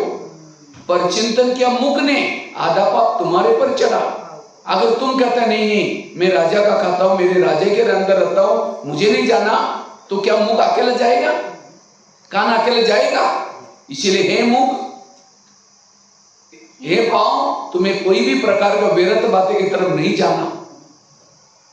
ಇನ್ನ ನಮ್ಮ ಕಾಲುಗಳ ಜೊತೆ ಹೇಗೆ ಮಾತಾಡಬೇಕು ಅಂತ ಹೇಳಿ ಅಣ್ಣವರು ತಿಳಿಸ್ಕೊಡ್ತಾರೆ. ನೀನಿಂತ ಒಂದು ಭಾಗ್ಯಶಾಲಿ. ಈಗ ಬಾಯಿ ಮಾತಾಡ್ತಿದೆ ಅಂತಂದಾಗ, ಸೊ ಬಾಯಿ ಈಶ್ವರಿ ಮಹಾವಾಕ್ಯ ಮಾತಾಡ್ತು ಅಂದ್ರೆ ಅದಕ್ಕೆ ಪ್ರತಿಫಲವಾಗಿ ಅದರ ಒಂದು ಪುಣ್ಯದ ಭಾಗ ಕಾಲಿಗೂ ಹೋಗಿ ಸೇರುತ್ತೆ. ಈಗ ಬಾಬಾರವರ ಕರ್ಮಣ ಸೇವೆ ಮಾಡ್ತೀವಿ, ಅದರ ಅಡ್ಡ ಭಾಗ ಕಾಲಿಗೂ ಹೋಗಿ ಸೇರುತ್ತೆ. ಈಗ ಯಾರಾದ್ರೂ ಮನೆಗೆ ಬರ್ತಾರೆ ದೊಡ್ಡವರು ಅಂದ್ರೆ ಅವ್ರಿಗೆ ಕಾಲಿಗೆ ಬೀಳ್ತೀವಿ, ತಲೆನ ಟಚ್ ಮಾಡೋದಿಲ್ಲ, ಯಾಕಂದ್ರೆ ಆತ್ಮ ಇರೋದು ತಲೆ ಹಣೆ ಭಾಗದಲ್ಲಿ, ಅಲ್ಲಿ ಟಚ್ ಮಾಡಿ ನಾವು ಅವ್ರಿಗೆ ನಮಸ್ಕಾರ ಮಾಡ್ಬೇಕಲ್ಲ. ಕಾಲಿಗೆ ಯಾಕೆ ಬೀಳ್ತೀವಿ ಅಂದ್ರೆ ಅರ್ಧ ಭಾಗ ಆ ದೇಹದ ಸಂಪೂರ್ಣ ಭಾಗವನ್ನು ಹೊತ್ತು ನಿಂತು ಕರ್ಕೊಂಡು ಹೋಗುವಂಥದ್ದು ಯಾರು? ಕಾಲು. ಹಾಗಾಗಿ ಆ ಕಾಲಿಗೆ ಅರ್ಧ ಭಾಗ ಬರೋದ್ರಿಂದ ಅದೇನಾಗುತ್ತೆ, ಅರ್ಧ ಭಾಗ ಅದಕ್ಕೆ ಪುಣ್ಯದ ಖಾತೆ ಸೇರುತ್ತೆ. ಒಂದು ವೇಳೆ ವ್ಯರ್ಥದ ಕಡೆ ಹೋಗ್ಲಿಕ್ಕೆ, ವ್ಯರ್ಥವನ್ನ ನೋಡ್ಲಿಕ್ಕೆ, ವ್ಯರ್ಥವನ್ನ ಕೇಳಲಿಕ್ಕೆ ಕಾಲು ಸಪೋರ್ಟ್ ಮಾಡ್ತು ಅಂತ ಹೇಳಿದಾಗ ಅದರ ಅರ್ಧ ಭಾಗ ಅದಕ್ಕೂ ನಷ್ಟ ಹಾಗೆ ಆಗುತ್ತೆ. ನೀನ್ ಕಾಲು ಹೋದೆ ಅವ್ರ ವ್ಯರ್ಥ ನೋಡ್ಲಿಕ್ಕೆ, ಹಾಗೆ ಕಣ್ಣು ತಾನಾಗ್ತಾನೆ ಹೋಗುತ್ತೆ, ಕಿವಿ ತಾನಾಗ್ತಾನೆ ಹೋಗುತ್ತೆ, ಹೋಗ್ಲಿಕ್ಕೆ ಸಾಧ್ಯ ಇಲ್ಲ, ಕಾಲು ಸಪೋರ್ಟ್ ಮಾಡ್ಬೇಕು. ಹಾಗಾಗಿ ಕಾಲು ನೀನು ನಿನ್ನ ಹತೋಟಿಯಲ್ಲಿದ್ದಾಗ ಬಾಕಿ ಎಲ್ಲ ಇಂದ್ರಿಯಗಳು ಸಹ ತನ್ನ ಹತೋಟಿಯಲ್ಲಿ ಇರುತ್ತೆ. ಹಾಗಾಗಿ ನೀನು ರಾಜನ ಊಟ ತಿಂತೀಯ. ಕಾಲಿನಲ್ಲಿ ರಕ್ತದ ಇರೋದ್ರಲ್ಲಿ ಯಾವ ಕಾರಣವಾಗಿ ಜೀವಂತವಾಗಿ ಕಾಲು ಹೇಗಿದೆ, ಆತ್ಮರಾಜ ಇದೆ, ಆತ್ಮಕ್ಕೆ ಒಂದು ರೆಸ್ಪೆಕ್ಟ್ ಆಗಿ ಕೊಡ್ಬೇಕಲ್ವಾ, ಅದಕ್ಕೆ ಒಬಿಡಿಯಂಟ್ ಆಗಿರ್ಬೇಕಲ್ವಾ ಅನ್ನುವಂತ ಈ ರೀತಿ ದರ್ಬಾರನ್ನ ಮಾಡುವಂತ ವಿಧಿಯನ್ನ ನಮ್ಗೆ ಅಣ್ಣು ಇವತ್ತು ನಮ್ಮ ದೇಹದ ಒಂದು ಅಂಗಗಳ ಮೇಲೆ, ಇಂದ್ರಿಯಗಳ ಮೇಲೆ ಯಾವ ರೀತಿ ನಾವು ರಾಜ್ಯ ಮಾಡಬೇಕು, ಹೇಗೆ ನಾವು ಮಾತಾಡಬೇಕು ಅದು. आज कई माताएं कहती मेरे बच्चे मुझे रिगार्ड देते नहीं, मेरा पति मेरा ये नहीं करता। जिसकी इंद्रिय आत्मा को रिगार्ड नहीं देगी उसको कोई रिगार्ड रिस्पेक्ट नहीं मिलेगा। इसलिए मेरी हर इंद्रिया मुझे आत्मा को रिगार्ड दे, रिस्पेक्ट दे, क्योंकि हर सारी इंद्रिया आत्मा के विपरीत में चल रहे हैं और इसलिए प्रॉब्लम्स आ रही है। और ये प्रॉब्लम आज हमें दूसरों को दोषी बनाते हैं, औरों को दोषी बनाते हैं। वास्तव में दोषी है ये इंद्रियां। इसीलिए रोज इनका, और ये काम ब्रह्मा बाबा ने किया, इसलिए हमें भी दरबार लगाना है। ಅಣ್ಣ ಹೇಳ್ತಾರೆ, ಕೆಲವರು ಹೇಳ್ತಾರೆ ನಮ್ಮ ಮನೆಯಲ್ಲಿ ಪತಿ ಮಾತು ಕೇಳೋದಿಲ್ಲ, ಮಕ್ಕಳು ಮಾತು ಕೇಳೋದಿಲ್ಲ, ಎಲ್ಲಿವರೆಗೂ ನಮ್ಮ ಇಂದ್ರಿಯಗಳ ಮೇಲೆ ರಾಜ್ಯ ನಡೆಯೋದಿಲ್ಲ, ಯಾರು ನಮ್ಮ ಮಾತನ್ನ ಕೇಳೋದಿಲ್ಲ. ಹಾಗಾಗಿ ನಮ್ಮ ಇಂದ್ರಿಯಗಳ ಮೇಲೆ ರಾಜ್ಯ ಮಾಡಿದ್ರೇನೆ ಮನೆಯಲ್ಲೂ ಸಹ ನಮ್ಮ ಮಾತನ್ನ ಕೇಳೋದು ಅಂತ ಈ ಕ್ಲಾಸ್ನಲ್ಲಿ ಆಲ್ರೆಡಿ 2 ಸರಿ ಈ ಮಾತನ್ನ ರಿಪೀಟ್ ಮಾಡಿದ್ದಾರೆ ಅಣ್ಣವರು. ಜೊತೆಗೆ ಏನ್ ಹೇಳಿದ್ರು ಅಣ್ಣವರು, ಬ್ರಹ್ಮ ಬಾಬಾರರು ಸಹ ಇದನ್ನೇ ಫಾಲೋ ಮಾಡೋದು. ನಾವು ಫಾಲೋ ಫಾದರ್ ಮಾಡ್ಬೇಕಲ್ಲ, ಫಾಲೋ ಫಾದರ್ ಅಂಡ್ ಮದರ್ ಮಾಡ್ಬೇಕಲ್ಲ. ಹಾಗಾಗಿ ಬ್ರಹ್ಮ ಬಾಬಾ ಏನ್ ಫಾಲೋ ಮಾಡಿದ್ರು ಅದರ ಅನುಸಾರ ನಾವು ಸಹ ಮಾಡಬೇಕು. आगे चलो, मन के पास है मन, तुम भी मेरे इस राज्य की शान हो। अगर तुम ना होते मैं ईश्वरी ज्ञान का चिंतन मंथन कैसे करता। लेकिन कभी कभी तुम व्यक्तों का भी चिंतन करते हो, अगर करेगा मैं तुमको सजा दूंगा। ಈಗ ಮನಸ್ಸಿನ ಹತ್ರ ಹೋಗು. ಸೂಕ್ಷ್ಮ ಇಂದ್ರಿಯದಲ್ಲಿ ಮುಖ್ಯವಾದಂಥದ್ದು ಮನಸ್ಸು. ಮನಸ್ಸು ನೀನೀಗ ಅಂತ ಹೇಳಿದ್ರೆ ಯಾವ ರೀತಿ ನಾನು ಮನಸ್ಸಿನಲ್ಲಿ ಭಗವಂತನ ಜ್ಞಾನದ ವಿಚಾರ ಮಂಥನವನ್ನ ಮಾಡ್ತೀನಿ. ನೀನಿರೋದ್ರಿಂದ ನಾನು ವಿಚಾರ ಸಾಗರ ಮಂಥನವನ್ನ ಮಾಡ್ಲಿಕ್ಕಾಗತ್ತೆ. ಆದ್ರೆ ನೀನು ವ್ಯಕ್ತ ಚಿಂತನೆ ಮಾಡೋದ್ರಿಂದ ಎಲ್ಲವೂ ಸಹ ನಷ್ಟ ಆಗೋಗುತ್ತೆ. ಹಾಗಾಗಿ ನೀನು ರಾಜನಿಗೆ ಒಬಿಡಿಯಂಟ್ ಆಗಿರ್ಬೇಕು. ಹಾಗಾಗಿ ಏನ್ ಮಾಡ್ಬೇಕು, ಈಶ್ವರಿಯ ನಿಯಮದ ಅನುಸಾರ ಇರಬೇಕು ಅಂತ ಮನಸ್ಸಿಗೂ ಸಹ ನಾವು ಇನ್ಸ್ಟ್ರಕ್ಷನ್ ಅನ್ನ ಮಾಡಬೇಕು. आगे चलो, बुद्धि के पास है बुद्धि, मैंने सभी इंद्रियों से चुन करके तुमको मंत्री बनाया। बुद्धि कौन है? कौन सा मंत्री? गृह मंत्री, होम मिनिस्टर है। क्योंकि सारा कारोबार किसके पास है? समझो मन में विचार, मुझे फिल्म देखने के लिए जाना है, तो मन की फाइल कहाँ जाते हैं? बुद्धि के पास। बुद्धि पे नहीं जाओ, अब जाओ, बोलते ही आंखें चली गई, कान चला गया, पाँव चला गया, सारी इंद्रिय फल गई। तो इसलिए कभी एकांत में बैठ करके बुद्धि से बातें करो। ये बुद्धि, मैंने तुमको मंत्री बनाया, मुझे लगा मेरा कारोबार अच्छा चलेगा, लेकिन तुमने कोई ऐसे गलत निर्णय लिया जो मेरा पूरा राजकारोबार गंवा दिया, और तुमने तो मुझे रावण के जेल में डाल दिया। यही मेरे विश्वास का फायदा लिया। इसलिए हे बुद्धि, आज तक जो हुआ कोई बात नहीं, लेकिन आज से तुम्हें कोई भी प्रकार का गलत निर्णय नहीं करना, अगर करेगा मैं तुमको सजा दूंगा। ನೆಕ್ಸ್ಟ್ ಈಗ ನಾವು ಬುದ್ಧಿ ಹತ್ರ ಮಾತಾಡೋದು. ಬುದ್ಧಿ ಏನ್ ಮಾಡುತ್ತೆ, ಮನಸ್ಸಿನ ಎಲ್ಲದಕ್ಕೂ ಅದೇ ಮುಖ್ಯ ಆಧಾರ. ಅದೊಂದು ರೀತಿ ಮಂತ್ರಿ ಸಮಾನ ಅಂತ ಅನ್ನೋರು ಹೇಳ್ತಿದ್ರೆ, ಗೃಹ ಮಂತ್ರಿ ಸಮಾನ. ಹಾಗಾಗಿ ಈಗ ಮನಸ್ಸು ವಿಚಾರ ಮಾಡಿದಾದ್ರೂ ಅದು ಫೈಲ್ ಎಲ್ಲಿ ಹೋಗುತ್ತೆ? ಬುದ್ಧಿ ಹತ್ರ ಹೋಗುತ್ತೆ. ಬುದ್ಧಿ ನಿರ್ಣಯ ತಗೊಳುತ್ತಲ್ವಾ, ಇದು ಮಾಡ್ಬೇಕು ಇದು ಮಾಡಬಾರ್ದು ಅನ್ನೋಂಥ ಒಂದು ಕೆಲಸ ಯಾರು ಮಾಡ್ತಾರೆ? ನಾವು ಆತ್ಮಜ್ಞಾನದಲ್ಲಿ ಕೇಳಿದ್ವಿ, ಬುದ್ಧಿ ಮಾಡುತ್ತೆ ಅಲ್ವಾ. ಈಗ ಕಾಲು ಹೋಗುತ್ತೆ, ಕಣ್ಣು ಹೋಗುತ್ತೆ, ಕಿವಿ ಹೋಗುತ್ತೆ, ಅದಕ್ಕೆ ಮುಂಚೆ ಯಾರು ಅದಕ್ಕೆ ಸಪೋರ್ಟ್ ಮಾಡಿರ್ತಾರೆ?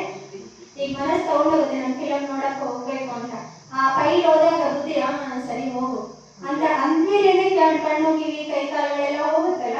ಹಾಗಾಗಿ ಅವರು ನಾವೇನ್ ಮಾಡ್ಬೇಕು, ಬುದ್ಧಿ ನೀನು ಈ ರೀತಿ ಆತ್ಮಕ್ಕೆ ದ್ರೋಹ ಅನ್ನುವಂಥದ್ದು ಮಾಡಬಾರ್ದು. ನಿನ್ನನ್ನ ನಾನು ಮಂತ್ರಿಯಾಗಿ ಇಟ್ಟಿದ್ದೀನಿ, ಅದಕ್ಕೆ ಯಥಾರ್ಥವಾದ ಒಂದು ಪ್ರಾಮಾಣಿಕತೆಯನ್ನು ನೀನು ತೋರಿಸ್ಬೇಕು. ಈ ರೀತಿಯಾದಂತಹ ಒಂದು ವಿಧಿಪೂರ್ವಕವಾದಂತಹ ಮಾತನ್ನು ನಾವು ಬುದ್ಧಿ ಜೊತೆ ಆಡಬೇಕು ಅಂತ ಹೇಳ್ತಿದ್ದಾರೆ. ये है देवता बनने के लेसन्स। ऐसा नहीं कि भक्ति मार्ग यहाँ आओ, मुरली सुन लिया, थोड़ा सा योग लगाया, पूजा कर ली, इससे देवता नहीं बने। देवता बनने का आधार है ये इंद्रियों पर शासन करना, इससे परिवर्तन आएगा। ಇದು ದೇವತೆ ಆಗ್ತಕ್ಕಂಥ ವಿಧಿ. ಬಾಕಿ ಇನ್ನು ಭಕ್ತಿ ಮಾರ್ಗದಲ್ಲಿ ನಾವೇನೋ ಕೇಳಿದ್ವಿ, ಏನೋ ಮಾಡಿದ್ವಿ ಅಂತ ಹೇಳಿ ನಾವು ದೇವತೆಗಳಾಗ್ಲಿಕ್ಕೆ ಸಾಧ್ಯನೇ ಇಲ್ಲ.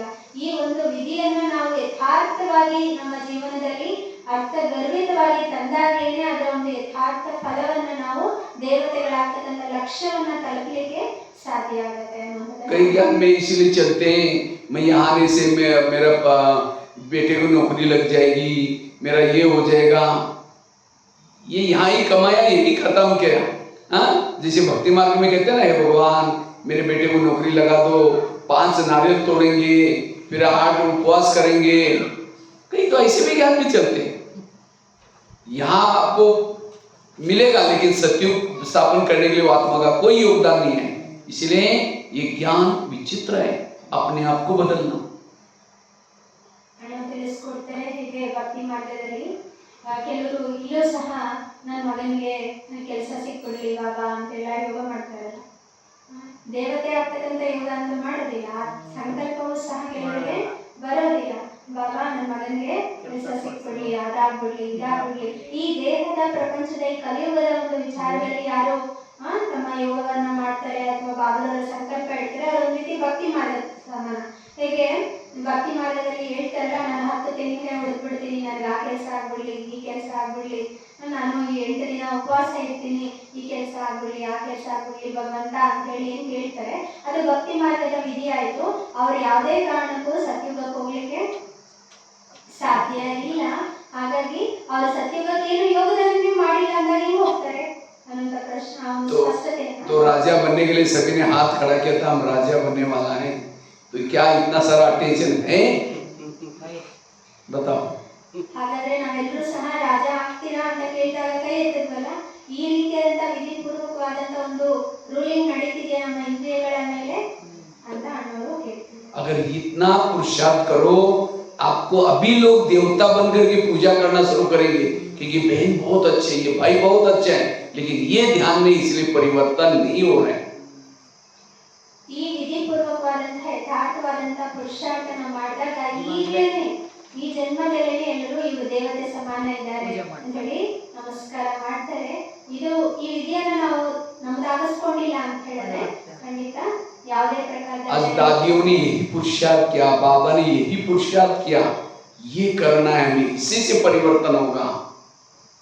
ದಾದಿಯರಾಗಲಿ ಬಾಬಾರವರಾಗಲಿ ಇದೇ ಒಂದು ಪುರುಷಾರ್ಥವನ್ನ ಮಾಡಿ ತಮ್ಮ ಸಂಪೂರ್ಣ ಸಂಪನ್ನ ಸ್ಥಿತಿಯನ್ನ ತಲುಪಿದ್ರು. ಹಾಗೆ ನಾವು ಸಹ ಆ ಒಂದು ಸ್ಥಿತಿಯನ್ನ ತಲುಪಲಿಕ್ಕೆ ಈ ವಿಧಿಪೂರ್ವಕವಾದ ವಿಧಿಯನ್ನ ನಾವು. ये था सवेरे का दरबार. अब रात को सोने के पहले फिर दरबार लगा दो. कितना बजे? रात को सोने से पहले 9:30 पौने 10 के आसपास. ಇದು ಬೆಳಗಿನ ಒಂದು ವಿಧಿ, ಏನೆಲ್ಲ ಮಾಡಬೇಕು, ಇನ್ಸ್ಟ್ರಕ್ಷನ್ ಬಾಡಿನಲ್ಲಿ ಇರ್ತಕ್ಕಂಥ ಎಲ್ಲ ಇಂದ್ರಿಯಗಳಿಗೆ ಕೊಡ್ತಕ್ಕಂಥ ಇನ್ಸ್ಟ್ರಕ್ಷನ್ ಆಗಿರ್ಬೋದು, ಅಟೆನ್ಷನ್ ಆಗಿರ್ಬೋದು.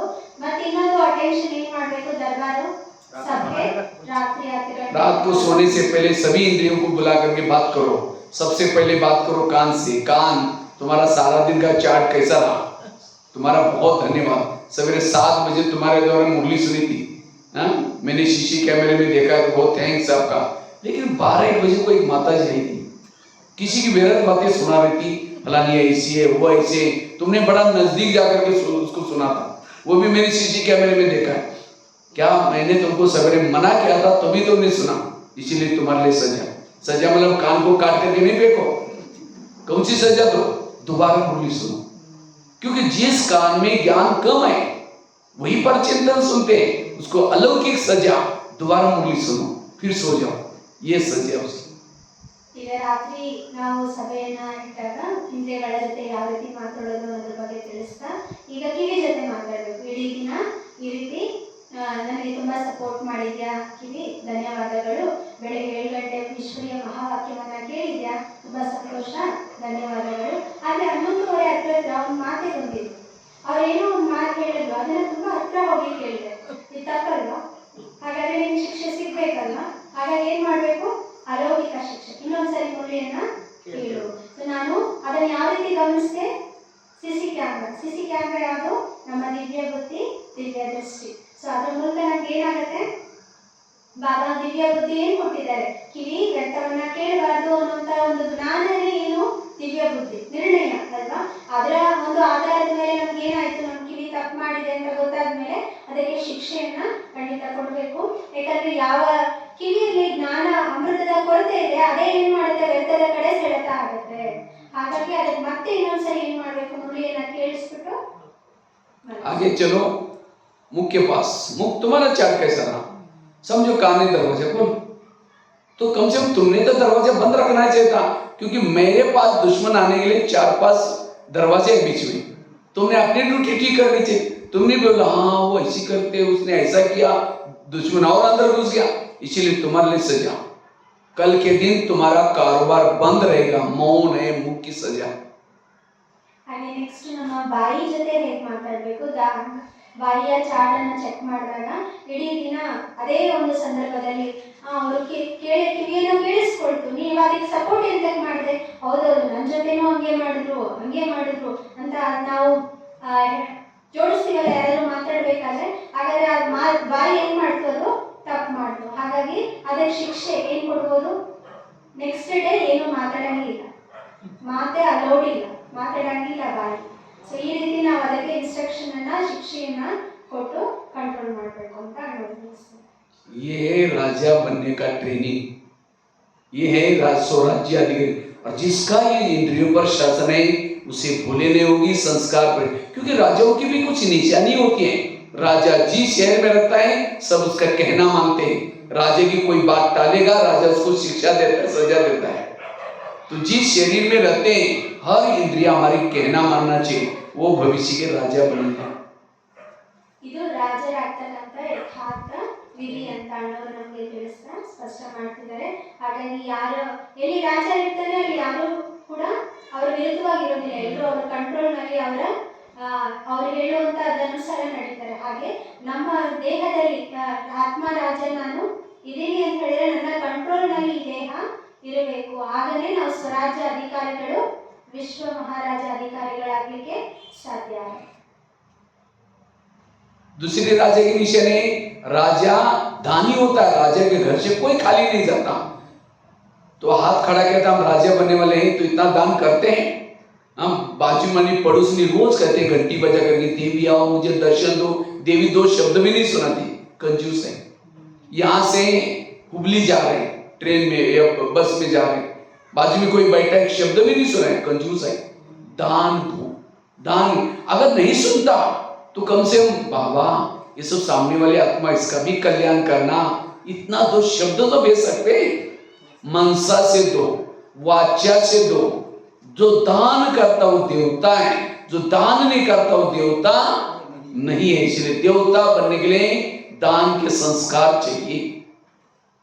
ರಾಜ ಆಗ್ಬೇಕು ಅಂತಂದ್ರೆ ರಾಜ ದಾನನು ಸಹ ಮಾಡ್ಬೇಕಾಗುತ್ತೆ. ಆದ್ರೆ ಇತ್ತೀಚಿನ ದಿನದಲ್ಲಿ ಏನ್ ಮಾಡ್ತೀವಿ, ಪಕ್ಕದಲ್ಲಿ ಯಾರಿದ್ರು ಅವರಿಗೆ ಜ್ಞಾನದಾನ ಮಾಡೋದಿಲ್ಲ.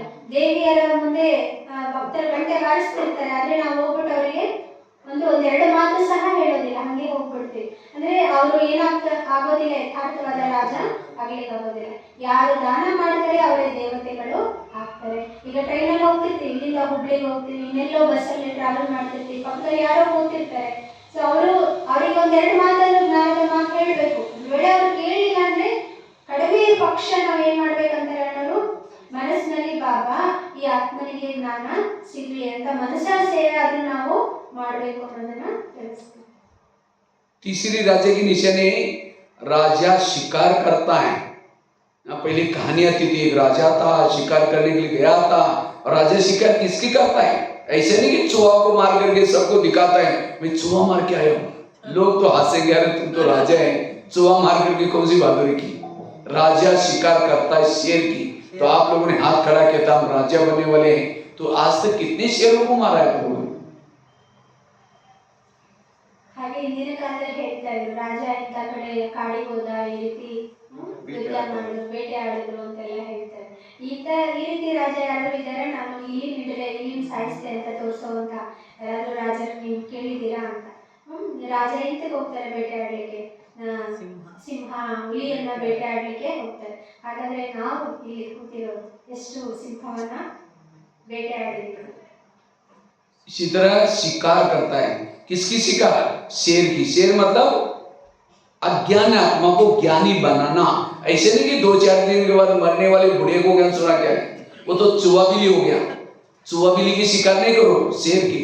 एक को सुनाया 10 लोग यहाँ से, ये है शेर की शिकार करना। ಅದನ್ನ ಹುಲಿ ಅಂತ ಹೇಳಿದ್ರೆ, ಸಿಂಹ ಅಂತ ಹೇಳಿದ್ರೆ ಅದಕ್ಕೆ ಸ್ಪಷ್ಟತೆ ಕೊಡ್ತಿದ್ದಾರೆ. ಯಾರು ಕಂಪ್ಲೀಟ್ ಅಜ್ಞಾನಿ ಆತ್ಮಗಳಿರ್ತಾರೆ ಅವರನ್ನ ಏನ್ ಮಾಡ್ಬೇಕು, ಜ್ಞಾನಿಯನ್ನಾಗಿ ಮಾಡಬೇಕು. ಇದೇ ನಿಜವಾದ ಬೇಟೆ ಅಂತ ಹೇಳ್ತಾರೆ. ಈ ರೀತಿ ಎಲ್ಲ ಇನ್ನೊಂದು 4 ದಿನ ಶರೀರ ಬಿಡೋರು ಇರ್ತಾರೆ, ಅವ್ರ ಹತ್ರ ಹೋಗ್ಬಿಟ್ಟು ಜ್ಞಾನ ಹೇಳಿ ಅವರು ಅದೊಂದು ರೀತಿ ಇಲಿಯ ಒಂದು ಗೆದ್ದಂಗೆ, ಇಲಿಯನ್ನ ಸರಿಸ್ದಂಗೆ ಅಂತ ತಿಳಿಸ್ತಾರೆ. मुझे तो बड़ा शिकार करने का शौक है। मैं 15 दिन में, महीने में निकलता रहता हूँ, और एक टूर में करीबन 20-30 तो शेर तो मर ही जाते हैं। आज प्रधानमंत्री बनने के लिए कितना बड़ी बड़ी सभा लगाते हैं, 5 साल की खुर्ची, जीतेंगे नहीं जीतेंगे कोई भरोसा भी नहीं है। लेकिन आज आपको 21 जन्म तक राज्य मिलने वाले, तो क्या इतनी बड़ी सभा लगाते हैं? शौक ही नहीं। कई कहते हम बिजी हैं, घर में ही करते। क्या हम बिजी नहीं है? हमारा कितना बड़ा मधुबन में कारोबार होता है, लेकिन अंदर से शिकार करने का शौक। इसलिए महीने में एक को बीके जरूर बनाओ, तो 12 महीने के कितने हो जाएंगे? 12 हो जाएंगे। इसलिए जो शिकार करता है वो है राजा, उनकी स्थिति भी अच्छी रहेगी। शेयर होल्डर बनाओ। मेरा शेयर होल्डर ही नहीं, इसलिए मुझे मेहनत करनी पड़ती है, इसलिए अपने शेयर होल्डर बनाओ। ಹಾಗಾಗಿ ಅಣ್ಣವರು ಏನು ಸ್ಪಷ್ಟ ಮಾಡಿದ್ರೆ, ಹುಲಿಯನ್ನ ಬೇಟೆ ಆಡೋದು ಅಂದ್ರೆ ಏನು, ಒಬ್ಬರಿಗೆ ಯಥಾರ್ಥವಾದ ಜ್ಞಾನಿಯನ್ನಾಗಿ ನಾವು ಮಾಡಿದ್ರೆ ಅವ್ರು 4 ಜನ ಕರ್ಕೊಂಡು ಬರ್ತಾರೆ. ಸೊ ಇದು ಯಥಾರ್ಥವಾದ ವಿಧಿಪೂರ್ವಕವಾಗಿ ನೀವು ಹುಲಿಯನ್ನ ಬೇಟೆ ಆಡಿದಿಲ್ಲ ಅಂತ ಅರ್ಥ. ಸೊ ಕೆಲವರು ಏನ್ ಹೇಳ್ತಾರೆ ಅದ್ರ ನೆಪಗಳ ವಿಷಯದಲ್ಲಿ, ಇಲ್ಲ ನಾವು ಮನೆಯಲ್ಲಿ ಮಾಡ್ಕೊಳ್ತೀವಿ, ಮನೇಲಿ ಇರೋದಕ್ಕೆ ಇಟ್ಕೊಳ್ತೀವಿ ಅಂತ ಹೇಳ್ತಾರೆ. ಆದ್ರೆ ಅಣ್ಣವ್ರಿಗೇನು ಸೇವೆ ಇಲ್ವಾ? ಅವರು ಮಧುಬನದ ನಿವಾಸಿ, ಅವರು ಕೂಡ ಭಂಡಾರದಲ್ಲಿ ಸೇವೆ ಮಾಡ್ತಾರೆ. ಆದ್ರೆ ಆ ಶೋಕಿ ಇಟ್ಕೋಬೇಕು, ಆ ಒಂದು ಆಸೆ ಅಂತಕ್ಕಂಥದ್ದು, ಆ ಭಾವನೆ ಅಂತಕ್ಕಂಥದ್ದು ಇಟ್ಕೋಬೇಕು. ನಾನು ಬೇಟೆ ಆಡ್ಬೇಕು, ಯಾವ್ದನ್ನ? ಅಜ್ಞಾನದ ಬೇಟೆಯನ್ನ ಆಡ್ಬೇಕು ಅನ್ನೋದನ್ನ ಅಣ್ಣವ್ರ ಇವಾಗ ಸ್ಪಷ್ಟ. लेकिन याद रखना, शेर की शिकार बड़ी सावधानी से की जाती है। नहीं तो कई बार अखबार में आता है कोई शिकार करने के लिए गया था, शेर ने उसको फाड़ कर रख दिया। तो कोई को नशा चलते, ज्ञान सुनाने की नशा चढ़ते जाते। आजकल हम ब्रह्मा कुमारी में जाते, अब चलो ना, बड़ा अच्छा ज्ञान है, भगवान का इस धरती पर अवतरण हुआ है, कलयुग अब खत्म होने वाला है। कहते अच्छा, अभी ब्रह्मा कुमारी में फंस गए, वहां बाहर का खाना खाते नहीं, ब्रह्मचर्य का पालन करते, फैशन नहीं करते, टीवी नहीं देखते, ये कोई लाइफ है क्या? इसलिए दुनिया में आए। ओम शांति, खुद ही आना बंद कर दे। कल से गया था दूसरे को मारने के लिए, शिकार करने के लिए, खुद ही मर गया। इसलिए शिकार करने के लिए अनुभवी बनो, हथियार लेके जाओ। अगर कोई नहीं सुनता, ड्रामा की ढाल सामने लगाओ, ये मेरे कुल का नहीं करके वापिस भाग के आओ, अपने आप को बचा के लेके आओ। ಬೇಟೆ ಆಡೋದ್ರ ವಿಷಯದಲ್ಲಿ ಹೇಳ್ತಾ, ಕೆಲವ್ರು ಏನಾಗುತ್ತೆ, ಜ್ಞಾನದ ನಶೆ ಬರುತ್ತೆ. ನಾನು ಈ ರೀತಿ ಜ್ಞಾನ ಹೇಳಬೇಕು, ನಾನು ಹೋಗಿ 4 ಜನಕ್ಕೆ ಜ್ಞಾನದಲ್ಲಿ ಕರ್ಕೊಂಡ್ ಬರ್ಬೇಕು ಅಂತ ಹೇಳಿ ಹೋಗ್ತಾರೆ.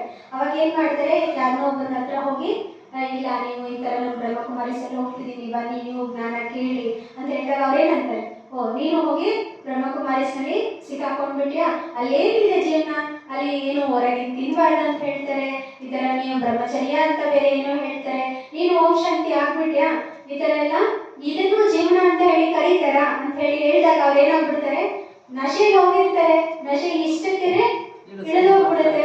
ಆಗ ಹೌದಾ ಅಂತ ತಲೆ ಆಡ್ಸಿದ್ರೆ ಮುಗಿತು, ಏನಾಯ್ತು, ಅವರು ಓಂ ಶಾಂತಿ ಆಗೋದು. ಈ ರೀತಿ ಆಗಬಾರ್ದು. ಹಾಗಾಗಿ ನಾವು ಅನುಭವಗಳ ಅಸ್ತ್ರ ಶಸ್ತ್ರವನ್ನ ಜೊತೆ ತಗೊಂಡು, अगर कोई नहीं सुनता कोई बात नहीं। कई कहते भाई जी हम बहुत सुनाते लेकिन सुनता ही नहीं। अगर नहीं सुनता, आपके पास जो हथियार है, ज्ञान के तीर है, उसमें धार ही नहीं है, वो आपके धारणा में नहीं है, योग की धार नहीं लगाई, इसलिए नहीं सुनता। इसलिए धार लगा करके फिर सुनाओ। ಈಗ ಯಾರು ಕೇಳ್ತಿಲ್ಲ ಅಂತ ಹೇಳಿದ್ರೆ ಚಿಂತೆ ಇಲ್ಲ, ನೀವು ಯೋಗದ ಧಾರಣೆ ಅನುಭವದ ಶಸ್ತ್ರಗಳನ್ನ ಉಪಯೋಗ ಮಾಡಿ. ಇನ್ ಕೇಸ್ ನಾವು ಎಷ್ಟೇ ಹೇಳಿದ್ರು ಕೇಳಿಲ್ಲ ಅಂದ್ರೆ ಕಡಿಮೆ ಪಕ್ಷ ನಿಮ್ಮನ್ನು ಉಳಿಸ್ಕೊಳ್ಳಿ. ಏನು, ಇವರು ಡ್ರಾಮಾದಲ್ಲಿ ಇವರಿಗೆ ಜ್ಞಾನದ ಭಾಗ್ಯ ಇಲ್ಲ, ಹಾಗಾಗಿ ಇವರು ಈ ರೀತಿ ಮಾಡ್ತಿದ್ದಾರೆ ಅಂತ ಹೇಳಿ ನಿಮ್ಮನ್ನಾದ್ರೂ ಕಡಿಮೆ ಅಂದ್ರೆ ಕಡಿಮೆ ರಕ್ಷಣೆ ಮಾಡ್ಕೊಳ್ಳಿ ಅಂತ ಹೇಳಿ ಅನ್ನೋರು कहीं अगर नहीं सुनता तो कम से कम शेर को कम से कम जाली तो फंसाओ, मीठा बोल करके सेंटर में तो लेके आओ, मारने का काम बहने कर ही देगी। लेकिन आपका काम है पकड़ करके वहां तक पहुंचाना। ಒಂದ್ ವೇಳೆ ಅವ್ರು ನಿಮ್ಮ ಮಾತು ಕೇಳ್ತಿಲ್ಲ ಅಂದ್ರೆ ಅಟ್ಲೀಸ್ಟ್ ನಿಮ್ಮ ಬಲೆಯಲ್ಲಾದ್ರೂ ಸಿಕ್ಕಾಕ್ಸ್ಕೊಳ್ಳಿ ಅಂತ ಹೇಳ್ತಾರೆ. ಹೇಗೆ ಹುಲಿ ನಮ್ಮ ಕಂಟ್ರೋಲ್ ಅಲ್ಲಿ ಬರ್ಲಿಲ್ಲ ಅಂದ್ರೆ ಬಲೆಯಲ್ಲಿ ಹಾಕ್ಬಿಡ್ತಾರೆ. ಅಟ್ಲೀಸ್ಟ್ ಬಾಬರವ್ರ ಮನೆಗೆ ಬರೋದು ಅಂದ್ರೆ ಏನು, ಕರ್ಕೊಂಡು ಬರೋದು ಅಂದ್ರೆ ಏನು, ಭಗವಂತನ ಒಂದು ಆಕರ್ಷಣೆಯಲ್ಲಿ ತರುವಂತದ್ದು ಸಹ ಒಂದು ವಿಧಿ ಕಂಪೇರ್ ಅನ್ನ ಮಾಡ್ತಿದ್ದಾರೆ. ಅಲ್ಲಿ ಪ್ರಪಂಚದಲ್ಲಿ ಯಾವುದೇ ಬೇಟೆ ನಾವು ಆಡ್ತಿಲ್ಲ, ಅಜ್ಞಾನದಲ್ಲಿ ಬಿದ್ದು ಒದ್ದಾಡ್ತಿರ್ತಕ್ಕಂಥ ವಿಕಾರದ ವೆದರ್ನಿ ನದಿಯಲ್ಲಿ ಸಿಕ್ಕಾಕೊಂಡಿರೋದ್ರನ್ನ ನಾವೇನ್ ಮಾಡ್ತಿದೀವಿ, ಕಡಿಮೆ ಪಕ್ಷ ಬಲೆಯಲ್ಲಿ ಸಿಕ್ಕಾಕ್ಸಿ ಅವ್ರನ್ನ ದಡದಲ್ಲಿ ತರ್ತಾ ಇದ್ದೀವಿ. ಈ ಒಂದು शिकार करने का शौक चाहिए। तीन राजे की निषेध बताई। जिस शहर में रहता है सब कहना मानते हैं। दूसरी बताई जो दान करता है वो राजा है। तीसरी निशानी बताई जो शिकार करता है वो राजा। लास्ट की बात सुना करके मैं पूरा करूंगा।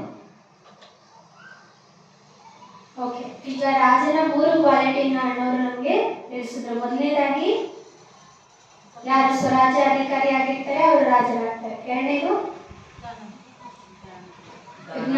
ದಾನವನ್ನ ಮಾಡ್ತಕ್ಕಂಥವ್ರು ರಾಜರಾಗ್ತಾರೆ. ಮೂರನೇದು ಯಾರು ಯುದ್ಧ ಮಾಡ್ತಾರೆ, ಬೇಟೆ ಆಡ್ತಾರೆ, ಅವರು ರಾಜರಾಗ್ತಾರೆ. जो शिकार करता हो राजा, ಬೇಟೆ ಆಡೋದು ಮನ, ಶಿಕಾರ करता ಬೇಟೆ ಆಡೋದು ಮನ, ಶಿಕಾರ. और लास्ट की चौथी बात है, राजा उसको कहते हैं, फलों का राजा किसको बोलते हैं? आम को।